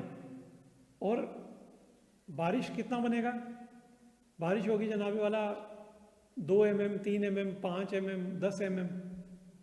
तो एक तरफ मेरे पास नंबर आ रहा है 10 mm रेनफॉल, ठीक है। दूसरी तरफ मेरे पास सेल्स आ रही हैं 20 मिलियन। यार कितना फ़र्क है इनके मैग्नीट्यूड में, है ना। मैग्नीट्यूड मतलब न्यूमेरिकल स्ट्रेंथ, नंबर कितना है, ये 10 है और ये 20 मिलियन, सही है। जिस दिन बारिश नहीं होती 0 mm, उस दिन सेल्स होती हैं 45 मिलियन, ठीक है। अब देखो 0, सही है। ये 0 को मैं क्यों बॉक्स किया है मैंने, ये तुम्हें बताता हूँ। ये इक्वेशन देख रहे हो, ये क्या इसका हमेशा मतलब होगा कि अगर बारिश नहीं होगी तो मेरी इतनी सेल तो होगी? नहीं, बारिश नहीं होगी तो मेरी सेल ज़्यादा होगी, लेकिन इतनी ही होगी ये कंफर्म नहीं है, ठीक है। ऑन द अदर हैंड, क्या 0 को मैं मल्टीप्लिकेशन और डिवाइड में ले सकता हूँ, मल्टीप्लिकेशन और डिवीजन में ले सकता हूँ? नहीं ले सकता। क्यों? क्योंकि आंसर या तो खुद 0 हो जाएगा या इन्फिनिटी हो जाएगा। तो इसका मतलब है कि मुझे ये 0 तो भाई नहीं चाहिए। और दूसरा ये कि ये देखो कितना छोटा नंबर है, कितना बड़ा नंबर है। तो मुझे एक ऐसा स्केल बनाना है जिसपे नंबर कंपेरेबल बन जाएं, तो मैं डाटा को नॉर्मलाइज करूँगा, ठीक है। तो अंडरफिटिंग की 3 रीजंस हमने देख ली, डर्टी डाटा, डर्टी कोड और डाटा नॉट नॉर्मलाइज्ड, सही है। अब आ जाओ ओवरफिटिंग पे, क्या ख्याल है? ये तो भाई टोटल क्रॉस है, ये तो हमें चाहिए ही नहीं, चाहिए बिल्कुल नहीं चाहिए। क्या ये चाहिए ओवरफिटिंग करें? बहुत अच्छा मॉडल लग रहा है देखने में, तो हर डाटा पॉइंट को इसने कैप्चर किया है, ठीक है। लेकिन अब एक चीज़ देखो, मज़े की बात यार, यहां से यहां तक राइज है और फिर यहां से यहां तक भी राइज है, सही है। ये एक स्लाइड डिक्लाइन है। यार क्या पता ये डिक्लाइन ना हो और ये नॉइज हो डाटा में। नॉइज भी तो होती है ना, पैटर्न एग्जिस्ट करते हैं। देखो मेरी बात सुनो, हमने बात की थी कि रेड कलर की पहचान कराई थी पेरेंट्स ने, ठीक है। यार पेरेंट्स ने पता नहीं रेड का कौन सा शेड मुझे याद कराया था, और मैं अभी जो 50 शेड्स ऑफ रेड हैं सबको मैं रेड बोल रहा हूँ अभी, समझ रहे हो। तो पेरेंट्स ने जो मुझे पैटर्न समझाया था उसमें मैंने नॉइज भी यार याद कर ली कि पेरेंट्स ने कौन सा शेड याद कराया था रेड का, और मैं अब कौन से शेड को अब रेड बोलता हुआ आ रहा हूँ। हाँ, तो हमारा मॉडल जो है वो नॉइज़ को भी लर्न करता है, ठीक है। और एक मॉडल जिसकी एक्यूरेसी बहुत अच्छी हो, बहुत अच्छी हो, ठीक है, मुमकिन है उसने नॉइज़ लर्न की। अगर हमारी लाइन ओवरफिट हो रही है ना, बिल्कुल हमारे सारे डाटा पॉइंट या most of the data point capture हो रहे हैं, तो ये एक बहुत बड़ी इंडिकेशन है कि हमारे मॉडल ने एक्चुअल डेटा पैटर्न के साथ साथ नॉइज़ के पैटर्न भी रिकग्नाइज कर लिए। वैसे नॉइज़ में कोई पैटर्न नहीं होता। अच्छा, नॉइज़ को डेटा में रैंडम भी कहते हैं, रैंडम को भी रिकग्नाइज कर लिया। नॉइज़ भी कहते हैं, रैंडम भी कहते हैं और रैंडम नॉइज़ भी कहते हैं, हालांकि नॉइज़ इटसेल्फ रैंडम ही होती है, ठीक है। अच्छा, अब हमारे पास रह गया एक थर्ड चीज़। वो थर्ड चीज़ क्या है कि भाई मेरे पास ओवर फिटिंग भी नहीं हो और मेरे पास अंडर फिटिंग भी नहीं हो, ठीक है। तो क्या हो, एक मिनट दीजिएगा मुझे। अच्छा, अंडर फिटिंग भी नहीं हो रही और ओवर फिटिंग भी नहीं हो रही, लेकिन देखो मेरे पास एक स्मूथ लाइन आ रही है, ठीक है, और most of the data point capture हो रहे हैं, और जो डेटा पॉइंट कैप्चर नहीं हुए उनमें और मेरी लाइन में बहुत थोड़ा सा एरर है ना। मतलब लाइन ऑफ बेस्ट फिट तो है भाई, सही है। तो ये होगा ऑप्टिमल फिट। ऑप्टिमल फिट का मतलब ये है कि जहाँ पे ये देखो ये वाला पॉइंट है ना, ये वाला पॉइंट, ये पॉइंट मेरे इस वाली लाइन ने लर्न नहीं किया, ठीक है। ये देखो टोटल ये वाला राइज लर्न किया हुआ है और इसके बाद यहाँ से भी राइज ही लर्न किया हुआ है ना। ये देखो ये जो डाउनफॉल था थोड़ा सा, ये लर्निंग नहीं की मॉडल ने, समझ रहे हो। तो जो नॉइज़ है ना वो लर्न नहीं होती, ऑप्टिमल फिट में नॉइज़ लर्न नहीं होती। अब हमें क्या पता यार कि नॉइज़ क्या है। तो देखो बेटा, जो डेटा टाइम सीरीज डेटा होता है, जो सीक्वेंशियल डेटा होता है, हमारा फाइनेंस का डेटा तो टाइम सीरीज डेटा है ना भाई। शुरू में बात हुई थी ये वाली, क्या स्टॉक मार्केट का डेटा, तुम share price, opening, closing, volume, ठीक है, हाई लो, ये तुम डेट के बगैर देख सकते हो? नहीं देख सकते, ठीक है। हाँ देख लोगे, लेकिन उसका कॉन्टेक्स्ट बदल जाएगा, उसका मीनिंग बदल जाएगा, वो डेटा मीनिंगलेस डेटा होगा, उस डेटा के बेस पे इन्वेस्टमेंट डिसीजन नहीं हो सकता, ठीक है। हालांकि उस डेटा के फाइनेंशियल एस्पेक्ट तो सारे होंगे ना, क्या मिसिंग होगा, सिर्फ डेट मिसिंग होगी। तो आप देख लो कि डेट कितना अहम एलिमेंट है टाइम सीरीज का, फाइनेंशियल डेटा का, ठीक है। तो हम क्या करते हैं कि हमारे पास जब फाइनेंशियल डेटा होता है तो हम एक स्लाइड इंसर्ट करते हैं, ठीक है, और उस स्लाइड पे देखते हैं कि हमारे डेटा में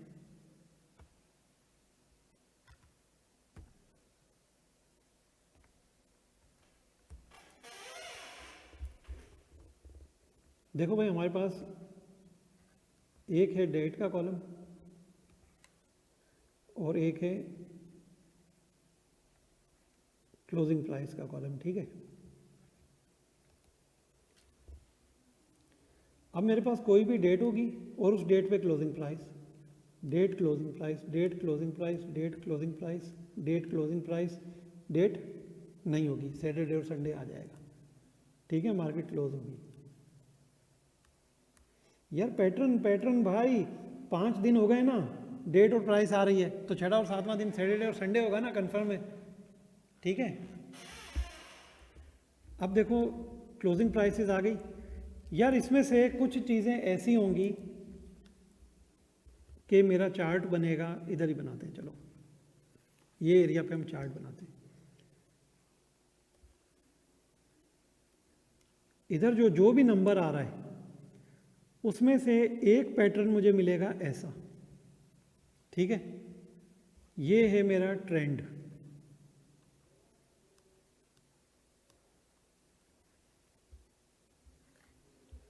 ठीक है। एक पैटर्न मुझे मिलेगा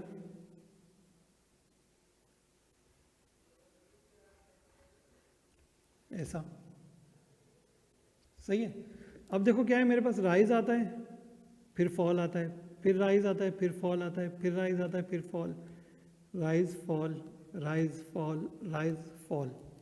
ठीक है, तो ये क्या चीज़ हो रही है भाई? ये है मेरे पास सीजनैलिटी। सही है, ट्रेंड आता है, सीजनैलिटी आती है, और फिर एक चार्ट मेरे पास और आता है जो इस तरह का है।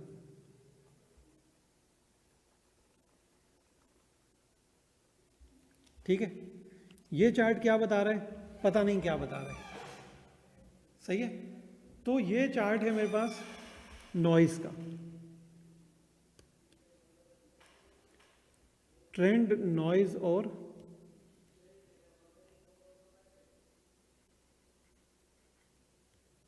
सीजनैलिटी, या सीजनैलिटी को एक और चीज़ भी कहते हैं साइक्लिसिटी। ठीक है, और इसका एक और नाम भी आता है, वो कहलाता है पीरियोडिसिटी।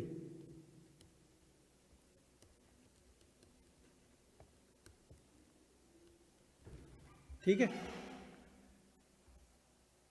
समझ रहे हैं भाई?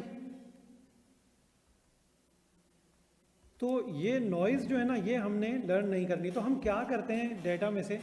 हम डेटा को डिकम्पोज करते हैं। ठीक है, डेटा को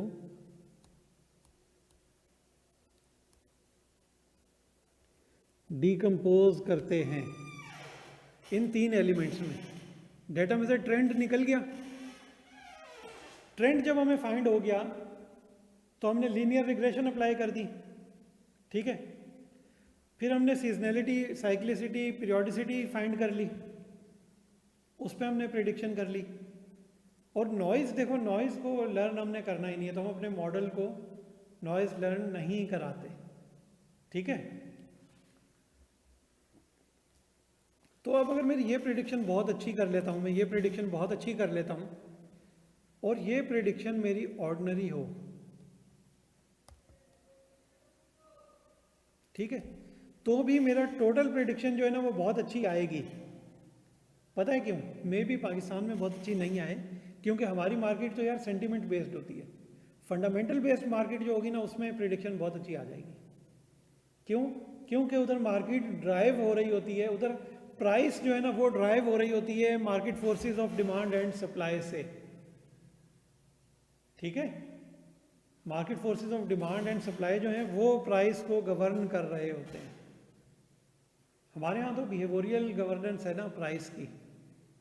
ठीक है, रमज़ान आने लगते हैं, फल महंगे हो जाते हैं। भाई क्यों? मतलब रमज़ान आने लग गए तो स्कार्सिटी हो गई क्या? नहीं हुई ना, जो प्रोड्यूस है एग्रीकल्चर वो तो उतना ही है ना, तो फिर एक दिन में या एक हफ्ते में प्राइस इतनी इन्फ्लेट कैसे हो गई? तो हमारे यहाँ तो प्राइसिंग में बिहेवियरल इशू हैं, लेकिन एक एफिशिएंट मार्केट में, एक वो मार्केट जिसमें फंडामेंटल्स स्ट्रॉन्ग हो, फंडामेंटल्स गवर्न कर रहे हो मार्केट को, वहाँ पे प्राइस डिटरमिन होती है market forces of demand and supply से। ठीक है, तो वहाँ पे प्रेडिक्शन बहुत अच्छी हो जाएगी, क्योंकि नॉइज़ मिनिमम होगी। नॉइज़ मिनिमम क्यों होगी? क्योंकि एक्स्ट्रा ऑर्डिनरी अनयूजुअल इन्फ्लुएंस नहीं होगा मार्केट में। ठीक है, आगे चलते हैं भाई। आगे है हमारे पास, देखो दूसरा मॉडल जो कि है लॉजिस्टिक्स रिग्रेशन। और लॉजिस्टिक रिग्रेशन जो है ना, ये क्लासिफिकेशन का मॉडल है। क्लासिफिकेशन का मॉडल कैसे है कि इसमें आउटकम निकलता है सिर्फ 2 कैटेगरीज में, सिर्फ 2 आउटकम हो सकते हैं, येस और no, true false, on off, male female, win loss, dead alive, pass fail, ये सारे आउटकम। ठीक है, अब देखो ये जितने भी मैंने आउटकम्स बताए, इनमें कोई तीसरी चीज़ हो सकती है? नहीं हो सकती। ठीक है, एक फैन है वो या तो ऑन होगा या ऑफ होगा। सही है, एक स्टूडेंट है जिसने एग्जाम अटेम्प्ट किया है, वो या तो पास होगा या फेल होगा। एक मैच है, वो उसमें एक टीम या तो जीतेगी या हारेगी। ठीक है, अच्छा अब आ जाओ कि इसमें देखो, ये मेरे एक्स एक्सिस पे प्रिडिक्टर्स हैं और वाई पे आउटकम है। ठीक है यार, देखो जब मेरे प्रिडिक्टर्स यहाँ तक होते हैं,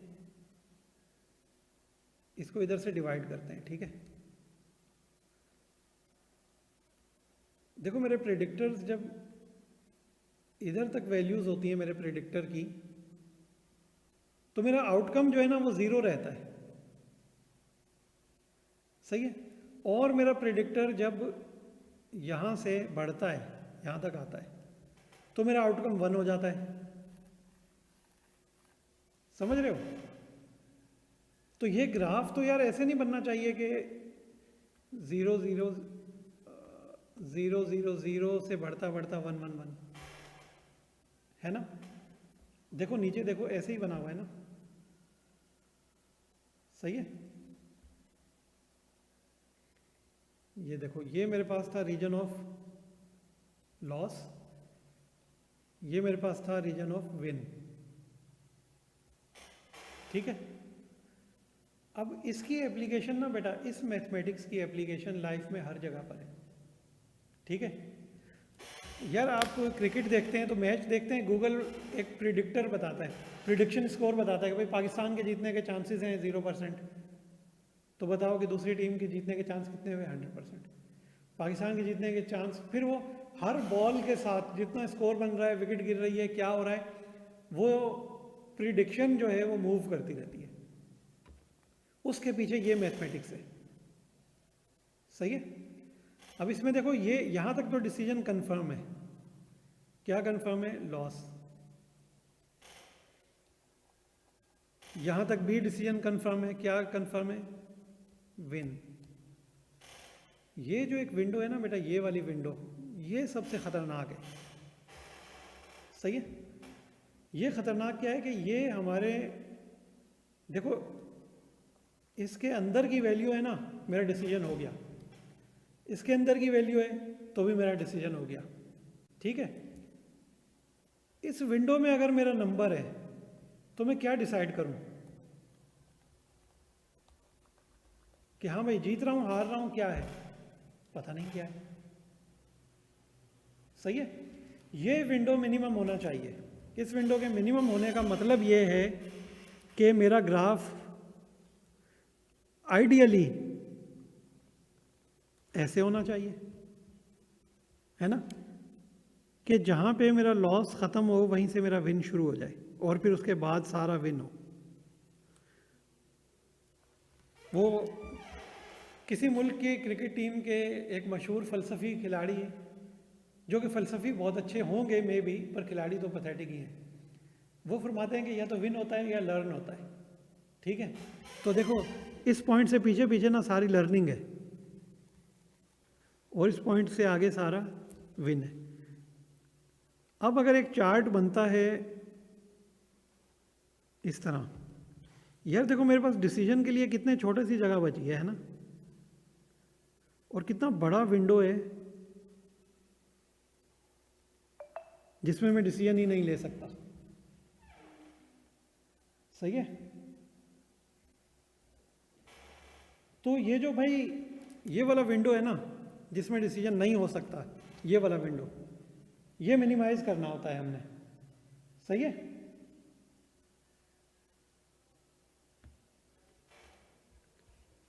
ये हमारे पास होती है लॉजिस्टिक रिग्रेशन। अब देखो लॉजिस्टिक रिग्रेशन में बेसिकली तो आउटपुट हमारे पास कैटेगोरिकल आ रहा है ना, तो इसलिए इसको क्लासिफिकेशन भी कहते हैं। अब क्लासिफिकेशन मॉडल की एक्यूरेसी को हम किस तरह मेजर करते हैं, वो करते हैं F1 स्कोर से, ठीक है। F1 स्कोर किस तरह निकलता है वो देख लो। हमारे पास कुछ प्रिडिक्शन होंगी, समझो कि दो बाइनरी है ना, तो या तो पॉजिटिव और नेगेटिव, दो तरह की प्रिडिक्शन हो सकती हैं। कुछ हमारे पास प्रिडिक्शन होंगी पॉजिटिव, कुछ होंगी नेगेटिव, सही है। लाजमी बात है दो ही आउटकम हो सकते हैं। अब यार देखो मेरी वैल्यू आ रही है इधर, ये 1 पे है ना, तो ये विन है, लेकिन एक्स एक्सिस पे इधर स्ट्रॉन्ग चांसेस थे लॉस के, ये सारे जीरो, ये इतने सारे डॉट्स बने हुए हैं ना, तो मेरा मॉडल कह सकता है कि मैं जीतूंगा, पॉजिटिव हो सकता है, लेकिन एक्चुअल में वो वैल्यू लॉस की होगी, मतलब फॉल्स पॉजिटिव, ठीक है। इसी तरह फॉल्स नेगेटिव भी हो सकता है कि मेरे मॉडल ने कहा था हारूंगा लेकिन मैं जीत गया। अच्छा, ट्रू पॉजिटिव भी तो होता है कि मेरे मॉडल ने कहा कि जीत होगी और मैं जीत भी जाऊं, और ट्रू नेगेटिव भी हो सकता है कि मेरे मॉडल ने कहा मैं हारूंगा और मैं हार गया। ठीक है, समझ गए? तो अब इसको हम मेजर करते हैं प्रिसीशन से। प्रिसीशन क्या है कि मेरे पॉजिटिव्स में से, ठीक है, बल्कि इनको 1 और 2 के बजाय ए और बी कर देते हैं। मेरे बॉक्स ए और बी में से ए का कितना परसेंटेज है, A divided by A plus B. ठीक है, ये है बेटा मेरे प्रिसीजन। सही है। अच्छा, रिकॉल क्या होता है? रिकॉल ये होता है कि ट्रू पॉजिटिव कितना परसेंट है ट्रू पॉजिटिव का और फॉल्स नेगेटिव का। ठीक है, और ये पूरा पूरा मैट्रिक्स जो है ना वो कहलाता है कंफ्यूजन मैट्रिक्स। समझ में आ गया भाई?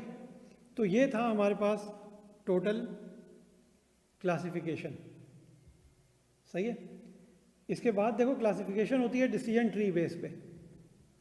जिस तरह हमने ये डिसीजन ट्री किया था ना इधर कि अकाउंटेंसी एंड फाइनेंस पढ़ना है, या तो चार्टर्ड अकाउंटेंसी पढ़ी जाए, ACCA किया जाए, ICMA किया जाए, या CFA किया जाए। CFA करके क्या करियर प्रॉस्पेक्ट्स हैं, CA करके क्या करियर प्रॉस्पेक्ट्स हैं। ठीक है, ये चीज़ें हो सकती हैं। तो जिसमें हमारे पास ब्रांचिंग हो, आउटकम्स की ब्रांचिंग हो, वो हमारे पास ट्री मेथड है। ठीक है, तो ट्री मेथड पे डिसीजन किस तरह होता है? ट्री मेथड पे डिसीजन ये होता है कि हमारे पास नोड्स होती हैं। सही है, ये मेरे पास एक वे है, इसके 2 आउटकम हो सकते हैं। ठीक है यार, देखो फाइनेंशियल के हिसाब से बात करते हैं भाई। फाइनेंशियल्स के हिसाब से किस तरह कि मैं प्राइस को इंक्रीज कर देता हूं। ठीक है, प्राइस को मैंने इंक्रीज किया तो क्या आउटकम होंगे? 2 आउटकम होंगे ना। अगर मेरी प्राइस कंपेटिटर से कम थी पहले और प्रोडक्ट, वो other things remaining the same है ना भाई, वो फिलॉसफी है। ठीक है, कि मेरी प्राइस कंपेटिटर से कम थी, प्रोडक्ट हमारा एक जैसा था, और अब मैंने प्राइस बढ़ाई है, तो मेरी सेल्स पे ज़्यादा फर्क नहीं पड़ेगा। ठीक है, अगर मैंने प्राइस बढ़ाई तो या तो मेरी सेल्स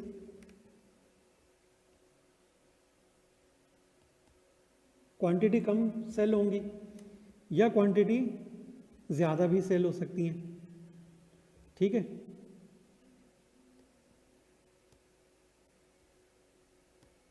प्राइस बढ़ाने से क्वांटिटी ज़्यादा कैसे सेल हो सकती है भाई?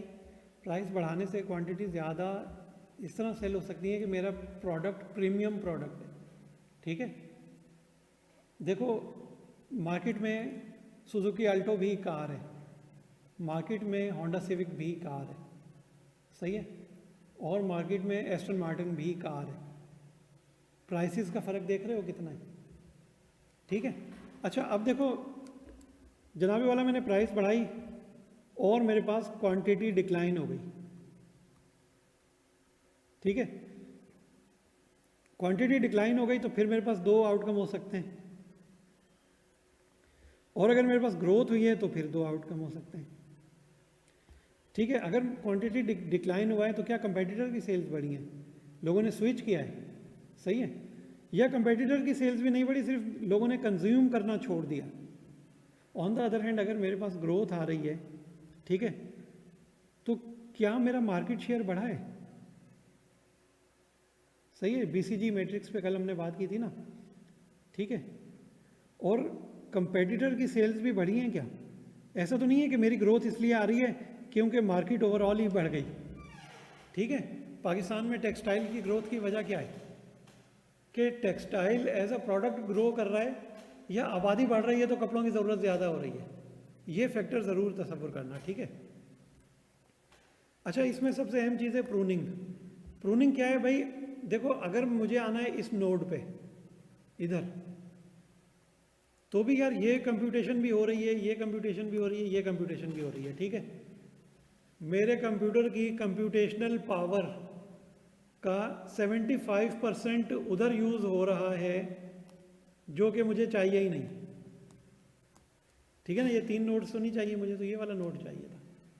ठीक है, तो जो ब्रांच मुझे चाहिए ही नहीं ना, ये ब्रांच नहीं चाहिए ना, तो इसको मैं कट कर दूंगा ताकि इसके आगे फर्दर कैलकुलेशंस ही ना हो। ठीक है, अब देखो जब ये ब्रांच मैंने कट कर दी तो मेरे पास ये दो आउटकम नहीं हो सकते। अब मेरे पास आउटकम ये रह गया और ये रह गया। तो पहले जो मेरा 75% कंप्यूटेशनल पावर ज़ाया हो रही थी, ठीक है, अब देखो 50% मैं यूज़ कर पा रहा हूँ। फिर इससे आगे जाऊंगा, अगर इससे आगे जा रहा हूँ तो मैं इसको भी प्रून कर दूंगा, कट कर दूंगा। ठीक है, ये थे हमारे पास डिसीजन ट्री एल्गोरिथम्स।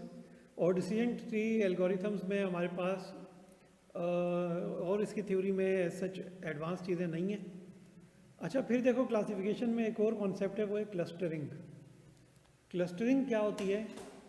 देखो हमने अभी देखो स्कीम समझो, हमने लीनियर रिग्रेशन किया जिसमें कंटिन्यूअस था, है ना। फिर हमने किया बाइनरी जिसमें सिर्फ दो आउटकम थे। लेकिन यार आउटकम दो से ज़्यादा भी तो हो सकते हैं जो नॉन कंटिन्यूअस हो, सही है। मिसाल के तौर पे मेरे पास एक फाइनेंशियल डेटा है, एक स्टॉक प्राइस है डेट के हिसाब से। अब मैं ये देखना चाह रहा हूँ कि यार ये स्टॉक प्राइस जो डेट के हिसाब से उसमें जो भी पैटर्न एग्जिस्ट करता है उससे मैं प्रेडिक्ट करूं कि क्या ये स्टॉक प्राइस किसी बैंक की है, पेट्रोलियम एंड नेचुरल गैस की है, सीमेंट की है, गारमेंट्स की है, किसकी है, इंडस्ट्री प्रेडिक्ट करूं। ठीक है, तो मैं ये देखूंगा कि मेरे पास इसकी प्राइस मूवमेंट किस तरह है। तो देखो उसमें क्लस्टर बनेंगे कि जनाब वाला बैंक्स की शेयर प्राइस इस पैटर्न पे मूव करती है, टेक्सटाइल की इस पैटर्न पे, ठीक है, सीमेंट की इस पैटर्न पे। क्लस्टर्स बन जाते हैं, ग्रुप्स बनते हैं। ठीक है, एक कॉन्सेप्ट है तकरीबन हर जगह आजकल यूज़ हो रहा है, मेनली क्रिमिनोलॉजी में यूज़ होता है। वो कॉन्सेप्ट है प्रोफाइलिंग का।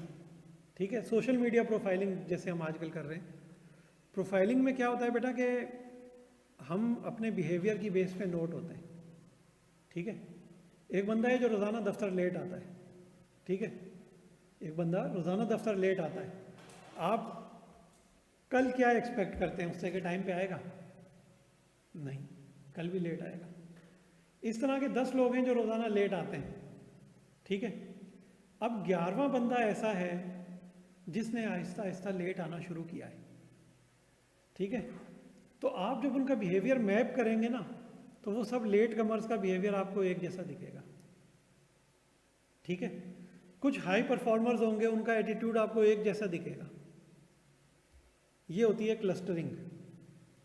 ठीक है, क्लस्टरिंग ऐसा जो हमारे सिलेबस में इतना ज़्यादा एडवांस है भी नहीं, और क्लस्टरिंग में सबसे अहम जो है ना वो ग्रुपिंग का कॉन्सेप्ट है कि क्लस्टर बनते कैसे। ठीक है भाई, और इसकी मैथमेटिक्स नहीं है। अच्छा, हायरार्की हमने कर लिया, उसके बाद डीप लर्निंग। यार डीप लर्निंग बहुत अहम है। देखो भाई डीप लर्निंग में क्या होता है, हमने पहले बात की थी कि लेयर्स होती हैं। किधर बात की थी लेयर्स की बात? हम हाँ ये देखो, ये हमने शुरू में बात की थी ना कि लेयर्स होती हैं। ठीक है, अब आ जाओ कि ये देखो, अच्छा समझ लो कि ये तो लेयर्स हमने स्टैक की हुई है ना, किस तरह, वर्टिकली। ये लेयर्स भाई इस तरह भी हो सकती हैं।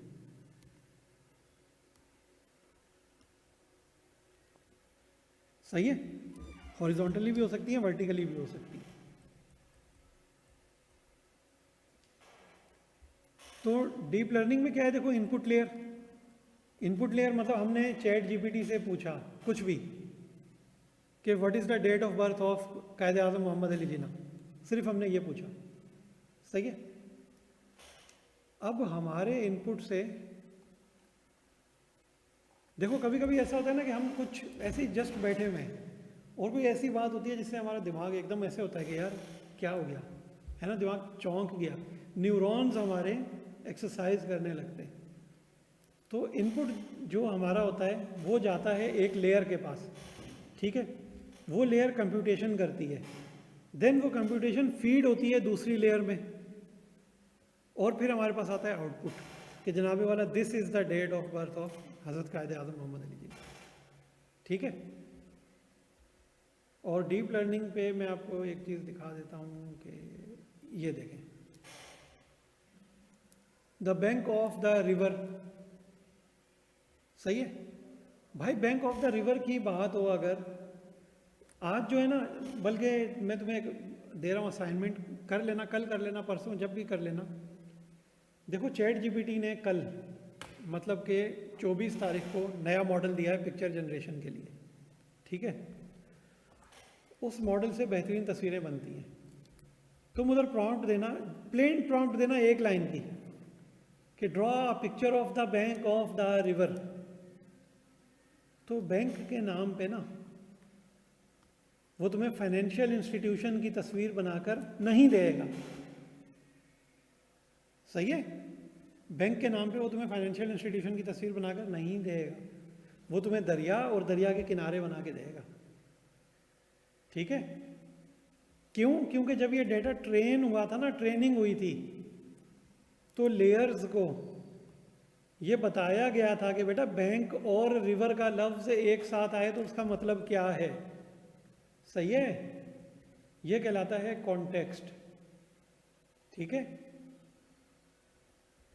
तो मशीन लर्निंग की रिवीजन में हमारे पास यही कुछ था, और मशीन लर्निंग पे हम सेशन एंड, मशीन लर्निंग के असाइनमेंट की तरफ जो पेपर में जिससे मुतालिक सवाल आ सकते हैं, ठीक है। तो अब देखो हमारे पास एक डेटा सेट था, वो डेटा सेट था हमारे पास प्लेयर्स का, सही है, और हमने स्ट्राइक रेट की बेस पे प्रिडिक्शंस करने थे। तो हमारे पास क्या था सवाल? सबसे पहले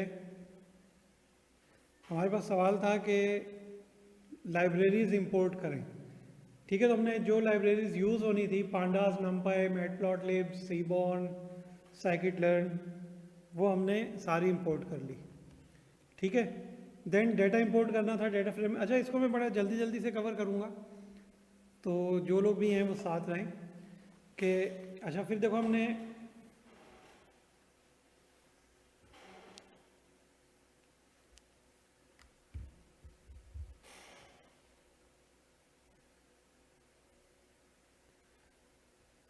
लाइब्रेरीज इंपोर्ट करने के बाद हमने डेटा सेट इंपोर्ट किया, ठीक है। ये players.csv फाइल हमें दी थी, तो ये हमने पांडास पीडी का मतलब है पांडास, देखो इंपोर्ट पांडास पीडी किया था हमने, ये पांडास का नाम था, तो हमने पांडास में डेटा फ्रेम रीड कर लिया। अब हमारे डेटा फ्रेम का नाम हो गया df1, ठीक है भाई। df1 क्यों? क्योंकि हमारे एग्जामिनर ने कहा था कि इसका नाम आप df1 रखें, ठीक है।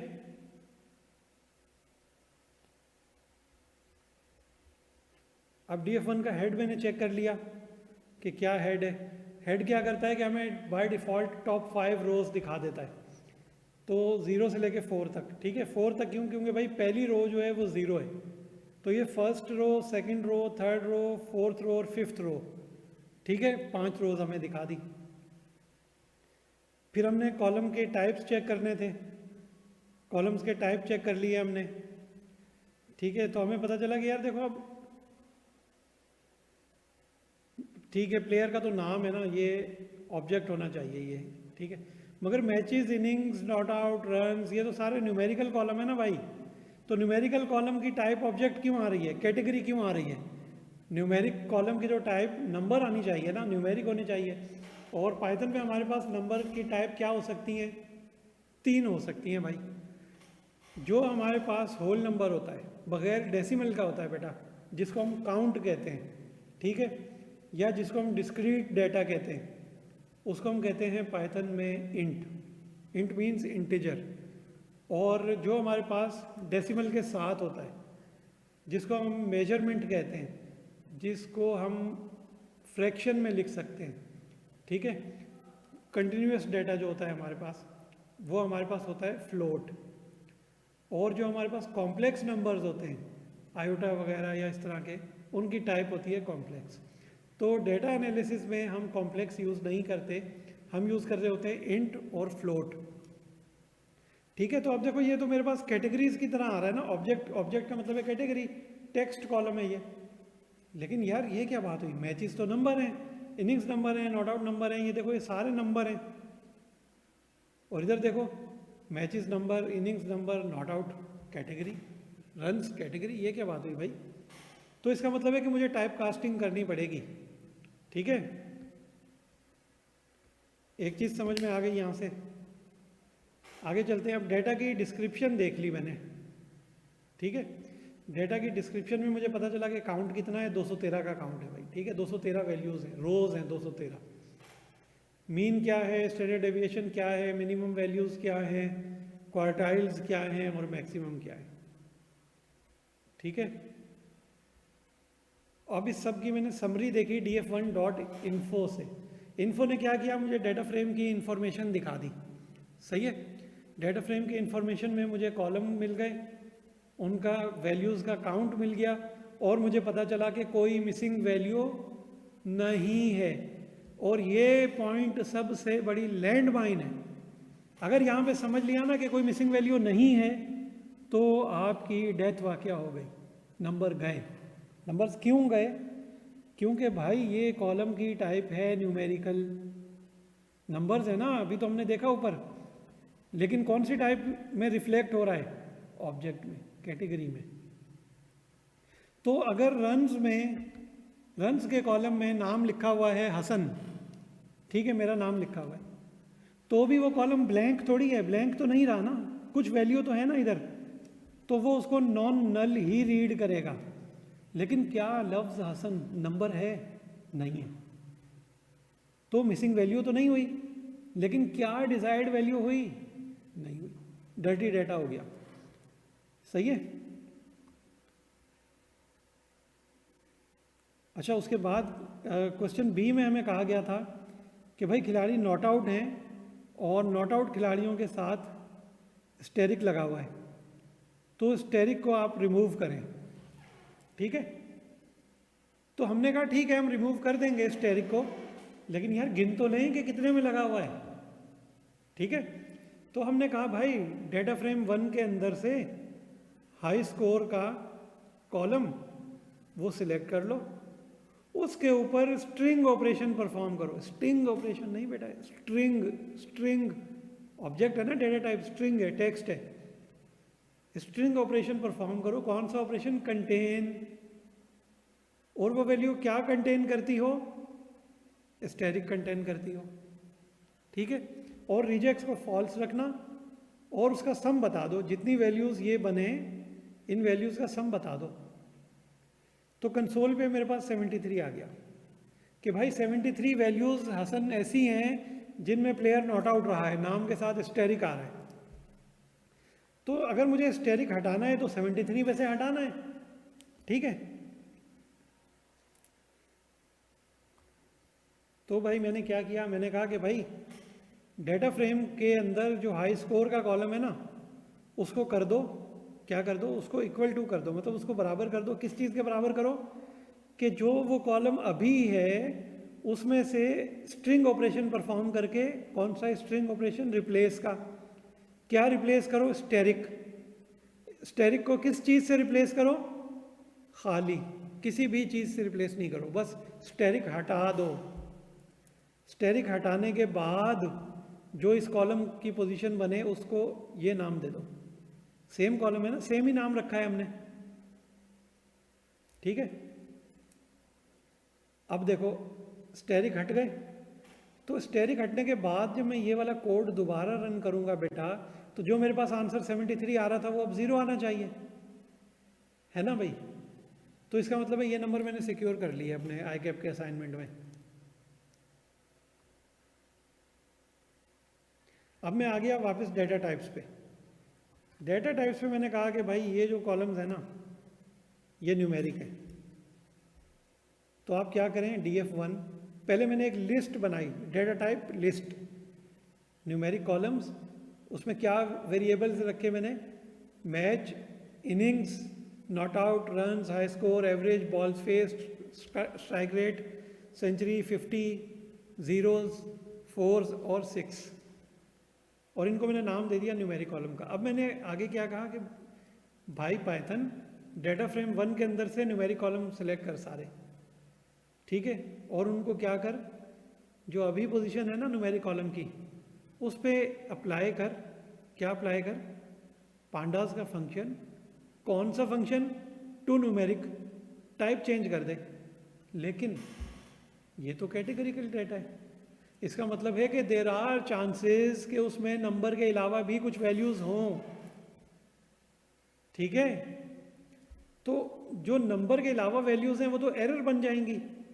तो एरर को क्या कर, एरर के साथ ज़बरदस्ती कर, उनको भी नंबर कर दे भाई। क्या नंबर कर दे उनको? कोर्स कर दे। कोर्स करने से क्या होता है कि जो भी नंबर्स के अलावा वैल्यू होती है ना वो नैन बन जाती है। नैन मीन्स नॉट अ नंबर, ठीक है। तो ये चेंज हमने कर लिया। अब इसके बाद जब दोबारा से डेटा की टाइप देखी तो ये देखो अब सारा फ्लोट में कन्वर्ट हो गया भाई। लेकिन फ्लोट में कन्वर्ट होने के बाद क्या हुआ देखो, अब देखो मिसिंग वैल्यूज आ रही हैं मेरे पास, है ना। जो शुरू में मैंने बात की थी ना कि अगर इसमें से आपने बोला कि मिसिंग वैल्यूज नहीं है तो भाई वो लैंड माइन है, शहादत आपका मुकाम हो जाएगी, ठीक है। अब आपको मिसिंग वैल्यूज मिल गई तो अब मिसिंग वैल्यूज को ट्रीट किए बगैर आगे बढ़ना गुनाह कबीरा है, सही है। तो मैंने देखा कि किस किस कॉलम में कितनी कितनी मिसिंग वैल्यूज हैं। तो मैंने कहा भाई एक डाटा फ्रेम बनाओ काउंट ऑफ मिसिंग वैल्यूज का, और वो डाटा फ्रेम में वैल्यूज क्या हों। DF1 के अंदर से देखो कि इज NA खाली कौन सा है और उसका टोटल करके दे दो, और फिर इसको कंसोल पे प्रिंट कर दो। कंसोल क्या होता है बेटा? कंसोल होता है ये आउटपुट हमें जहाँ पे दिख रहा है। देखो एक होता है टर्मिनल और एक होता है कंसोल। ये आउटपुट हमें कंसोल में दिख रहा है। टर्मिनल होता है जिसको हम कहते हैं ना कमांड लाइन इंटरफेस, CLI जिसे कहते हैं, या जिसे हम हुर्फ़े आम में विंडोज़ के लिए CMD कहते हैं, या जिसको हम DOS कहते हैं, वो होता है, ठीक है। वो टर्मिनल होता है। तो ये मेरे पास मिसिंग वैल्यूज़ का काउंट आया। अब मैंने क्या किया उसके बाद से,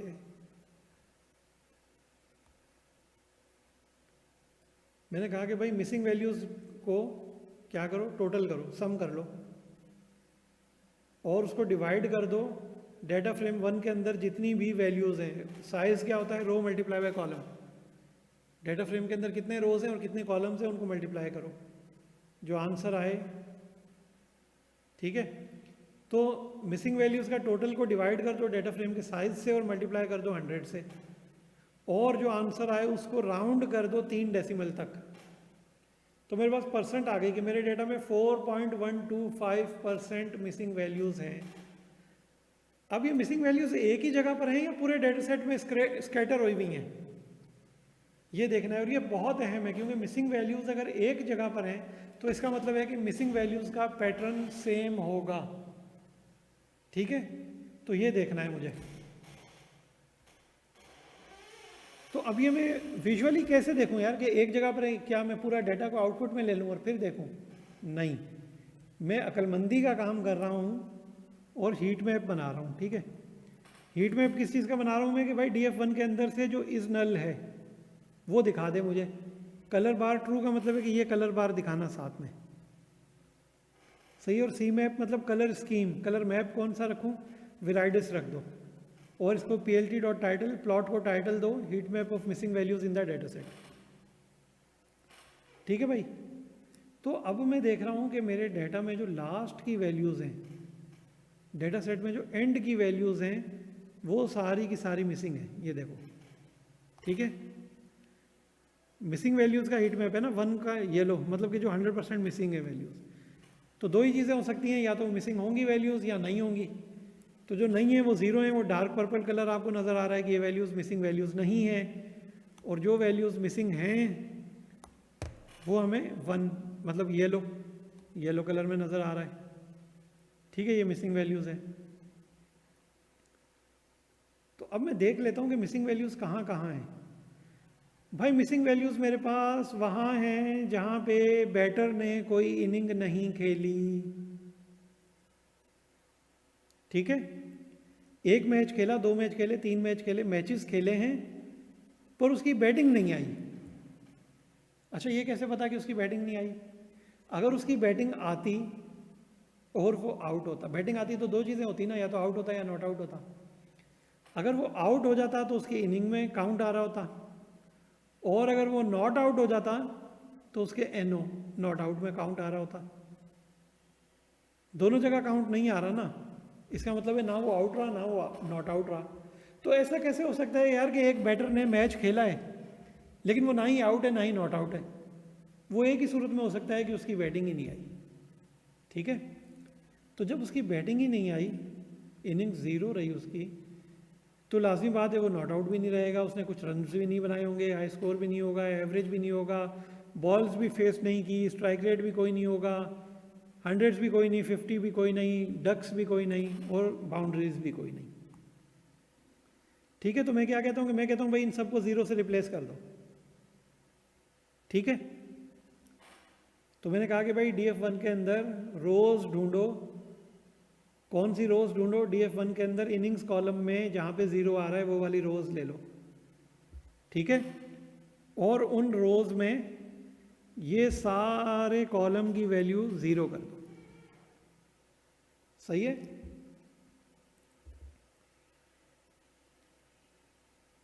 अच्छा, सारे कॉलम की वैल्यूज ज़ीरो हो गई। फिर मैंने देखा कि मिसिंग वैल्यूज़ अब चेक करता हूँ कितनी है भाई।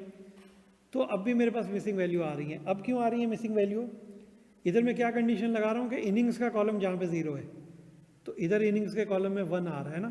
तो ये दो चीज़ें ऐसी हैं, दो रोज़ ऐसी हैं जो मेरे डेटा से एक्सक्लूड हो गई। ठीक है, अब एक मैच खेला, उसमें बैटिंग भी आई, उसमें नॉट आउट रहे और उसमें 22 रन बनाए, तो मैं ये अज्यूम कर लेता हूं कि उसने जितने रन बनाए वही उसकी एवरेज है। ठीक है, तो ये देखो मैंने कहा कि भाई जिसमें इनिंग्स काउंट 1 है और नॉट आउट भी 1 है, उधर क्या कर, एवरेज नील है, उधर एवरेज को तू बराबर कर दे रन्स के। ठीक है बेटा, तो वो बराबर कर दिया रन्स के। अब मैंने दोबारा देखा कि अब मिसिंग वैल्यूज़ क्या हैं, कोई मिसिंग वैल्यू नहीं है अब मेरे डेटा सेट में। अब मैं आगे चलता हूँ। ठीक है, तो अब मुझे क्या कह रहे हैं, अब मुझे बोल रहे हैं कि भाई न्यू कॉलम बनाओ कंट्री का, और कंट्री के कॉलम से क्या कर दो, स्टेरिक का कंपनी के कॉलम से कंट्री का कॉलम अलग कर दो प्लेयर नेम से। ठीक है, तो मैंने क्या कहा भाई DF1 का कंट्री, अब ये है नहीं देखो ये कॉलम, तो ये कॉलम खुद ही क्रिएट हो जाएगा। ये कॉलम कैसे बनाओ, प्लेयर में से स्ट्रिंग ऑपरेशन परफॉर्म करो। कौन सा स्ट्रिंग ऑपरेशन? एक्सट्रैक्ट का, और रीड कर लो ब्रैकेट के अंदर जो चीजें हैं वो।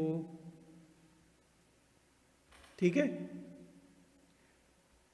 और प्लेयर का जो कॉलम है उसमें से क्या करो, प्लेयर के कॉलम को सेट कर दो एज प्लेयर का जो करंट कॉलम है उसमें से स्ट्रिंग ऑपरेशन परफॉर्म करो, रिमूव करो कंट्री का नेम जो ब्रैकेट के अंदर आ रहा है वो किससे रिप्लेस करो, ब्लैंक से।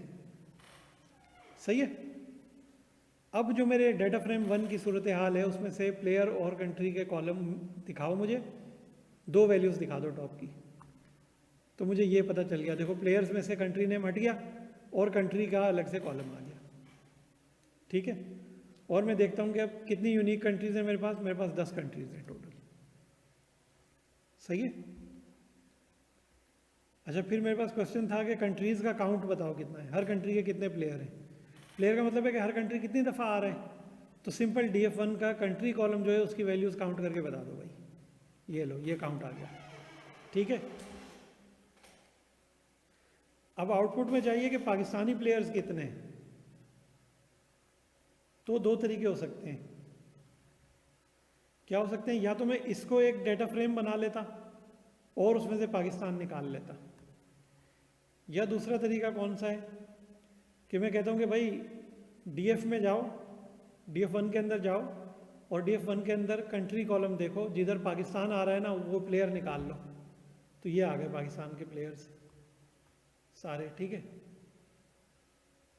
अब तुम्हारा सवाल जो तुमने शुरू में पूछा था, सही है, तुमसे बात कर रहा हूँ भाई, कि अगर जहाँ पे मेरे पास नैन आ रहा था वैल्यूज़ में, उनको मैं ड्रॉप कर देता, नल वैल्यूज़ को ड्रॉप कर देता। भाई नल वैल्यूज़ को बिल्कुल मैं ड्रॉप कर सकता था, मगर देखो उनमें पाकिस्तानी प्लेयर भी था, तो यहाँ पे वो प्लेयर का नाम नहीं आता, फिर मैं ड्रॉप कर देता तो। सही है, ये देखो इधर आओ,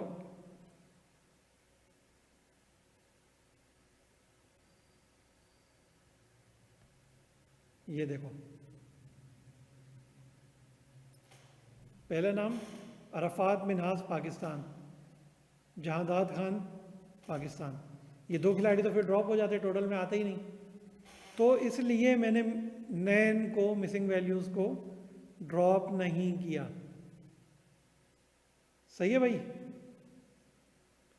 अब पाकिस्तानी प्लेयर आ गए, लेकिन एग्जामिनर ने मैं कहा था कि पाकिस्तानी प्लेयर्स की लिस्ट दिखाओ, तो डेटा टाइप लिस्ट की बात कर रहा है वो एग्जामिनर। ठीक है भाई, तो हमने डेटा टाइप लिस्ट कर दिया, टू लिस्ट किया। सही है।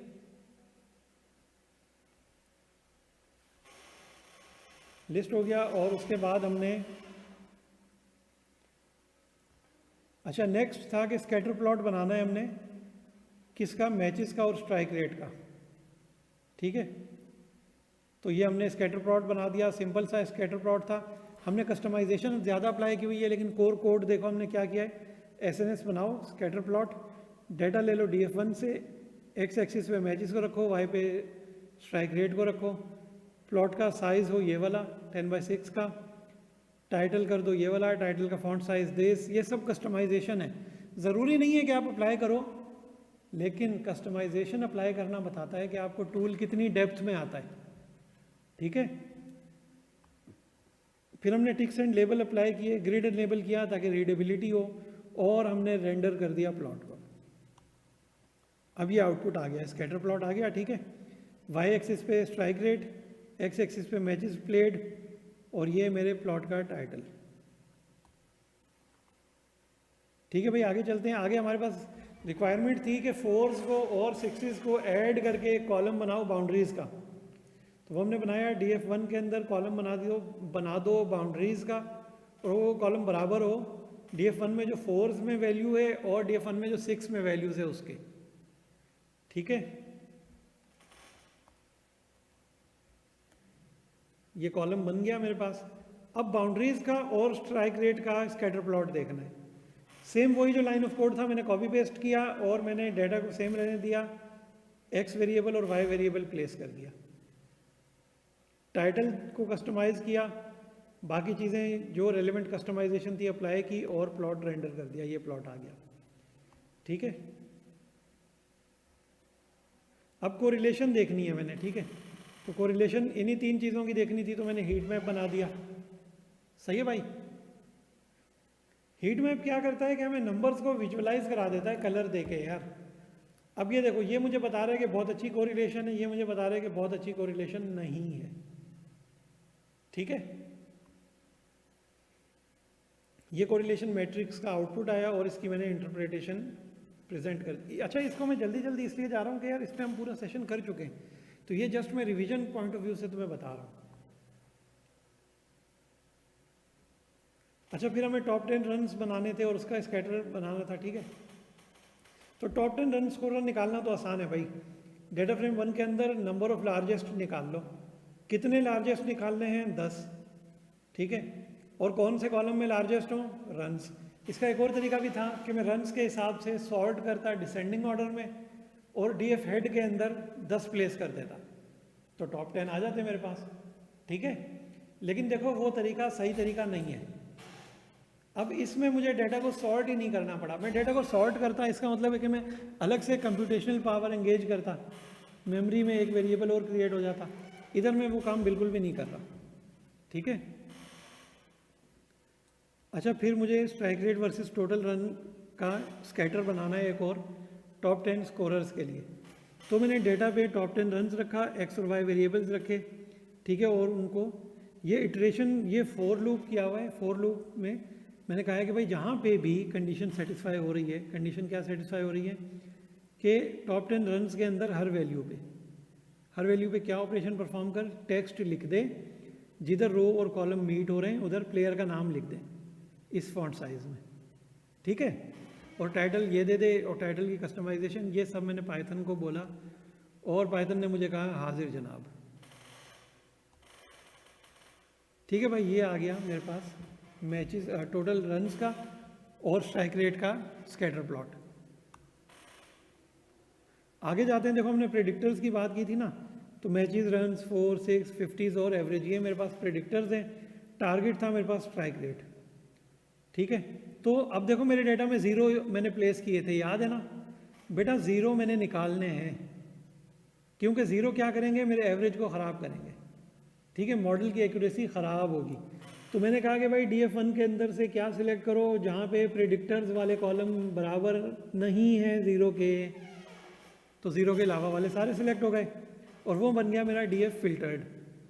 अब मैंने कहा कि भाई DF फिल्टर के अंदर से X पे प्लॉट करना मेरे प्रेडिक्टर्स और Y पे लेना मेरा टारगेट वेरिएबल, और टेस्ट और ट्रेन का स्प्लिट 80-20 है, तो टेस्टिंग साइज 20% हो गया, ठीक है। रैंडम स्टेट 42, और मैंने कहा कि जनाबे वाला इस पर मॉडल बना दो। मॉडल कौन सा बनाओ, लीनियर रिग्रेशन का बनाओ। मॉडल बेस्ट फिट अभी हम पढ़ गए हैं, line of best fit low, X train पे, Y ट्रेन पे, और Y की प्रेडिक्शन दे दो मुझे, ठीक है। Y की प्रेडिक्शन किस बेसिस पे दो, X के टेस्ट बेसिस पे। ये मेरे पास Y की प्रेडिक्शन प्रिंट करके आ गई।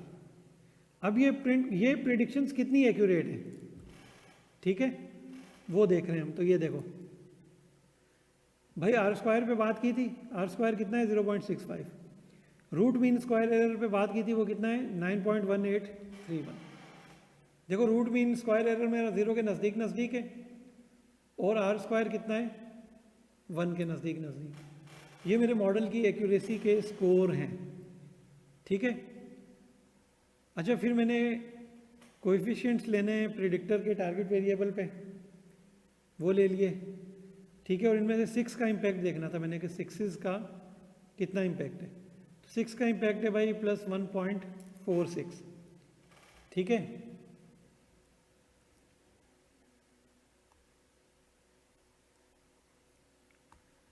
और इसके बाद हमने एक प्रिडिक्शन करनी थी कि हमने यूज़र से इनपुट लेना था। ये देखो, अब इनपुट में मैचेस जो हैं,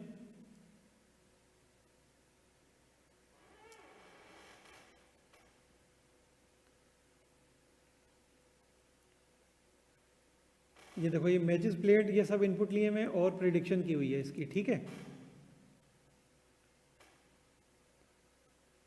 और उसके बाद मैंने क्या किया हुआ है, उसके बाद मैंने किया हुआ है कि वो बैटर्स जिन्होंने बॉल्स फेस की हैं 0 से ज़्यादा, तो 0 से ज़्यादा का मतलब ये कि मैं दो तरह का फिल्टर लगा सकता हूँ, या तो ग्रेटर देन 0 या नॉट इक्वल टू 0, ठीक है। तो बॉल्स फेस नेगेटिव में तो हो ही नहीं सकता, तो दोनों फिल्टर का मतलब ग्रेटर देन 0 ही है, ठीक है। ये डेटा फ्रेम निकल गया, और इसको मैंने सेव कर लिया एज DF2, ठीक है भाई। तो ये हो गया हमारा असाइनमेंट कंप्लीट।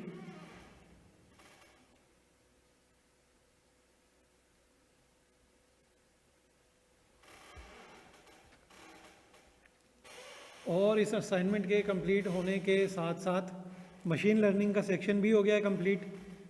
नेक्स्ट हम बेटा शुरू कर रहे हैं रोबोटिक प्रोसेस ऑटोमेशन, ठीक है। छोटा सा टॉपिक है, कोई इतना अहम तो है खैर, लेकिन बहुत छोटा सा टॉपिक है और बहुत जल्दी से हो जाने वाला टॉपिक है। अच्छा, रोबोटिक प्रोसेस ऑटोमेशन में क्या चीज़ें होती हैं भाई, 3 चीज़ें सबसे इंपॉर्टेंट हो जाती हैं।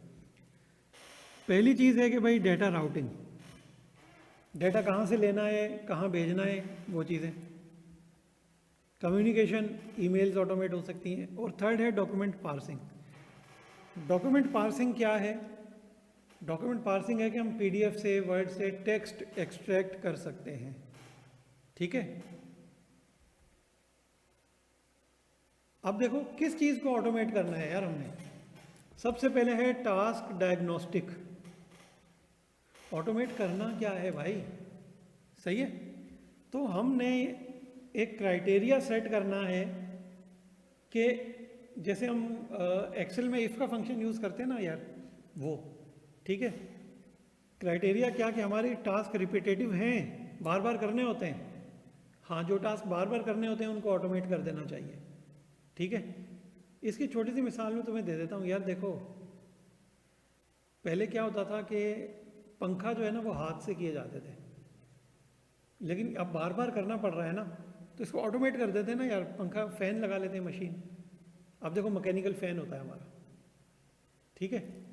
फिर क्या हुआ कि ग्लोबल वार्मिंग हो गई भाई, गर्मी बढ़ने लग गई, पंखा हमें हवा देता था, अब हमें हवा के साथ साथ ठंड भी चाहिए, तो हमने रूम कूलर लगाए हुए थे, उसमें पानी भरना पड़ता था और रूम कूलर को अलग तरीके से मेंटेन मैनेज करना पड़ता। फिर हमने कहा ये ऑटोमेट हो सकता है, हाँ एसी से हो सकता है। तो जो चीज़ें रिपीटेटिव थी वो हम ऑटोमेट करते चले गए, ठीक है। रूल बेस्ड, रूल बेस्ड क्या होता है कि भाई उसमें लॉजिक्स होती हैं, ठीक है। एक्शन हम डिफाइन करते हैं, रूल को हम डिफाइन करते हैं, ठीक है। जैसे वही जो हम बात कर रहे थे कि माइक्रोसॉफ्ट एक्सेल में हम इफ़ का फंक्शन यूज़ करते हैं, यार वो रूल नहीं हो गया कोई। देखो इफ़ में पहला आर्ग्यूमेंट हम क्या देते हैं, माइक्रोसॉफ्ट एक्सेल में इफ़ का फंक्शन अप्लाई करते हैं तो पहला आर्ग्यूमेंट हम क्या देते हैं, कंडीशन, और फिर हम देते हैं आर्ग्यूमेंट के कंडीशन इफ़ ट्रू, अगर ट्रू है तो ये कर दो, फॉल्स है तो ये कर दो। इफ़ का फंक्शन यही करता है ना माइक्रोसॉफ्ट एक्सेल में, तो ये रूल नहीं हो गया, देखो है ना। तो हमारे पास वो टास्क जो रिपीटेटिव हैं और रूल बेस्ड हैं।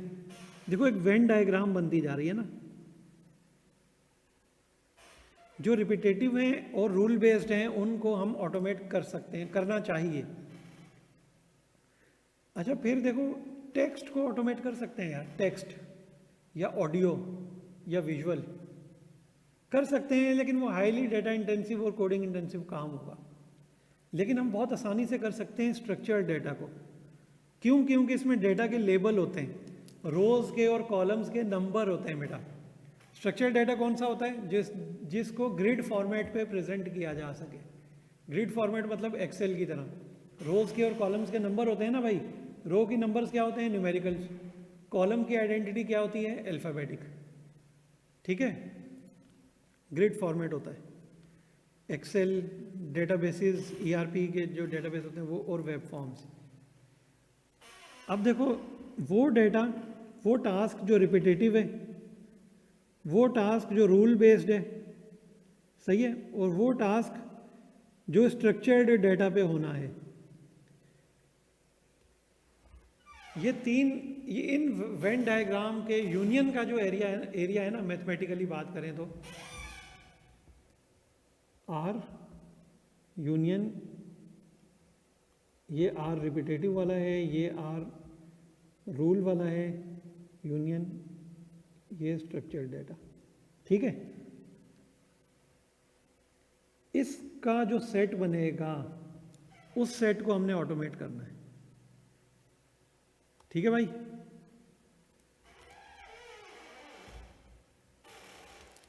RPA stands for robotic process automation. ठीक है, स्वीट स्पॉट क्या कि ये काम आसानी से हो सकता है, बाकी भी हो सकते हैं, लेकिन ये काम वो है कि जो आसानी से हो सकता है। ठीक है, तो आगे चलते हैं। अब इसमें हमारे पास क्या क्या प्रोडक्ट हैं? हमारे पास 3 प्रोडक्ट हैं भाई। ये 2 प्रोडक्ट हमारे सिलेबस का हिस्सा नहीं है, आईकैप के सिलेबस का हिस्सा नहीं है। आईकैप के सिलेबस का हिस्सा क्या है? माइक्रोसॉफ्ट पावर ऑटोमेट है। यही एक टूल क्यों सिलेक्ट किया? जैसे हमने पाइथन किया, तो पाइथन में हमें आईकैप ने कहा ना कि जनाब आपको डेटा विजुअलाइजेशन के लिए मैटप्लॉटलिब भी यूज़ करना है और सीबॉर्न भी करना है, 2 पैकेजेस आने चाहिए। और फिर हमें आईकैप ने यह भी कहा कि आपको डेटा विजुअलाइजेशन के लिए पावर बीआई भी करना है। लेकिन इधर पावर ऑटोमेट एक टूल क्यों दे रहा है? वो इसलिए कि पाइथन हम किसी भी इकोसिस्टम में यूज़ कर सकते हैं, लिनक्स में भी, मैक में भी और विंडोज़ में भी। ठीक है, और पावर बीआई भी। लेकिन पावर ऑटोमेट जो है ना, ये इंटीग्रेट होता है, क्योंकि माइक्रोसॉफ्ट का प्रोडक्ट है तो सिर्फ विंडोज़ के साथ इंटीग्रेट होता है।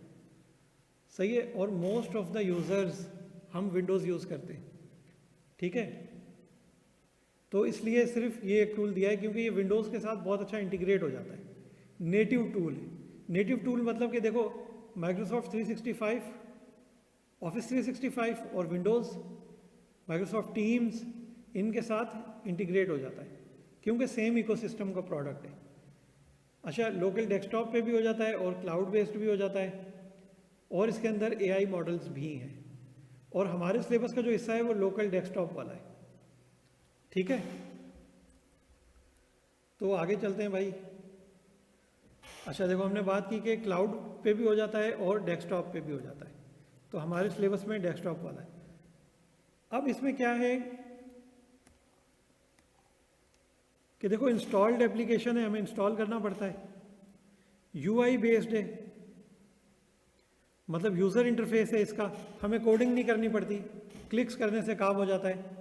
और लोकल फाइल्स, मेरे सिस्टम पे जो फाइल्स हैं उन पे मैं एक्शन कर सकता हूँ कोई भी, ठीक है। अच्छा, एक्शन कर सकता हूँ तो वो एक्शन कैसे होगा, मैनुअल होगा, या तो मैं खुद कर सकता हूँ, या मैं शेड्यूल्ड कर सकता हूँ कि किसी टाइम पे हो वो एक्शन, ठीक है। या क्लाउड ब्रिज, कि अगर मैं ये भी यूज़ कर रहा हूँ तो मैं ये कहता हूँ कि मेरे ईआरपी पे जब क्लोज ऑफ बिजनेस हो जाए मेरा, तब रिपोर्ट को अपडेट कर दो, ठीक है। लाइसेंसिंग क्या है इसकी, कोई लाइसेंसिंग रिक्वायरमेंट नहीं है, डाउनलोड करके इंस्टॉल कर लें, ठीक है। अच्छा, अब इसका इंटरफेस क्या है, इसका इंटरफेस हम यूज़ भी करेंगे, लेकिन जस्ट तो मैं दिखा रहा हूँ। देखो ये है एक्शन पेन, इधर से हम कोई भी एक्शन परफॉर्म करेंगे इसमें, सही है। और कैनवस, कैनवस क्या होता है, कैनवस होता है आर्टिस्ट का प्लेग्राउंड, इधर हम वो एक्शन डिज़ाइन करेंगे। हमारा एक्शन क्या है, ऑटोमेशन, ठीक है। इधर ऑटोमेशन डिज़ाइन होगा।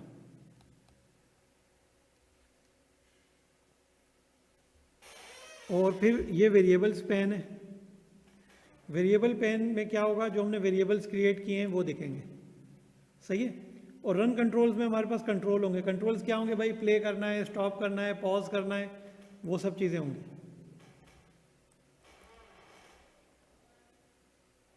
अच्छा, उसके बाद इसका आर्किटेक्चर क्या है, देखो लोकल डेस्कटॉप इंजन है, मतलब हमारे पीसी में रन होगा, सही है। लेकिन इसमें ब्राउज़र एक्सटेंशंस हैं, हम वेब को यूज़ कर सकते हैं ऑटोमेशन में, ठीक है। वेब एक्शंस, किसी वेबसाइट से डाटा लेना है, अपने ईआरपी से, जो क्लाउड बेस्ड ईआरपी हैं उनसे डाटा लेना है, वो सब चीज़ें हम कर सकते हैं। अच्छा, इसमें फिर बिल्ट इन चीज़ें भी हैं। बिल्ट इन चीज़ें क्या है भाई, हमने बहुत सारी चीज़ें जो हमने बार बार करनी होती हैं, जो तकरीबन सब यूज़र्स ने करनी होती हैं।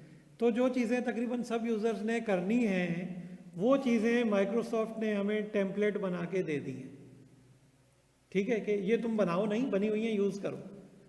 उन टेम्पलेट्स का फ़ायदा ये है कि वो प्रोफेशनल्स ने बनाई हैं, तो वो बेस्ट प्रैक्टिसेस को फॉलो करते हुए बनी है। उन टेम्पलेट से हम समझ सकते हैं कि कंट्रोल्स किस तरह अप्लाई करने हैं, एग्जीक्यूट किस तरह होना है, एक्शंस किस तरह रन होंगे, शेड्यूलिंग किस तरह होगी, इवेंट्स कंट्रोल किस तरह होंगे, ठीक है। और एडेप्टेबिलिटी, एडेप्टेबिलिटी मतलब वो बने ही माइक्रोसॉफ्ट के लिए हैं, तो हमारे पीसी पे बहुत अच्छे चलेंगे। अच्छा, और क्या क्या चीज़ें हो सकती हैं इसमें, इसमें एक्सेल का काम हो जाएगा, वर्ड का भी हो जाएगा, पावर पॉइंट का भी हो जाएगा, आउटलुक का भी हो जाएगा, ठीक है, पीडीएफ हैंडल हो जाएंगे, और वेब स्क्रैपिंग हो जाएगी। अब इसमें देखो क्या क्या काम हो सकता है, एक्सेल को ओपन कर सकते हैं, एक्सेल फाइल रीड कर सकते हैं, डाटा एक्सट्रैक्ट कर सकते हैं, और डाटा को चेंज कर सकते हैं। चेंज कैसे कर सकते हैं, एक्सेल फाइल के अंदर मैक्रोज होते हैं। मैक्रोज क्या होते हैं बेटा, ये माइक्रोसॉफ्ट की नेटिव कोडिंग लैंग्वेज है, VBA। VBA stand for visual basics for applications, ठीक है। अब देखो एक्सेल इंस्टेंस क्रिएट किया, मतलब एक्सेल में कुछ करना है। अब ये इंस्टेंस में जो एक्सेल फाइल लोड हुई ना, ठीक है, तो एक्सेल फाइल में जितना भी डाटा है, ठीक है, वो हमारा वेरिएबल बन जाएगा, सही है।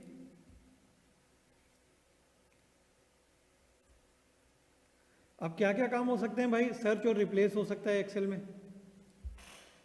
रीड और एक्सट्रैक्ट हो सकता है कि रीड कर लो और निकाल के ले आओ, और असेंबली हो सकता है कि हम उसको कुछ फॉर्मेटिंग दे दें, ठीक है, कोई बुक मार्क कर दें कुछ चीज़ें, ये काम हो सकता है।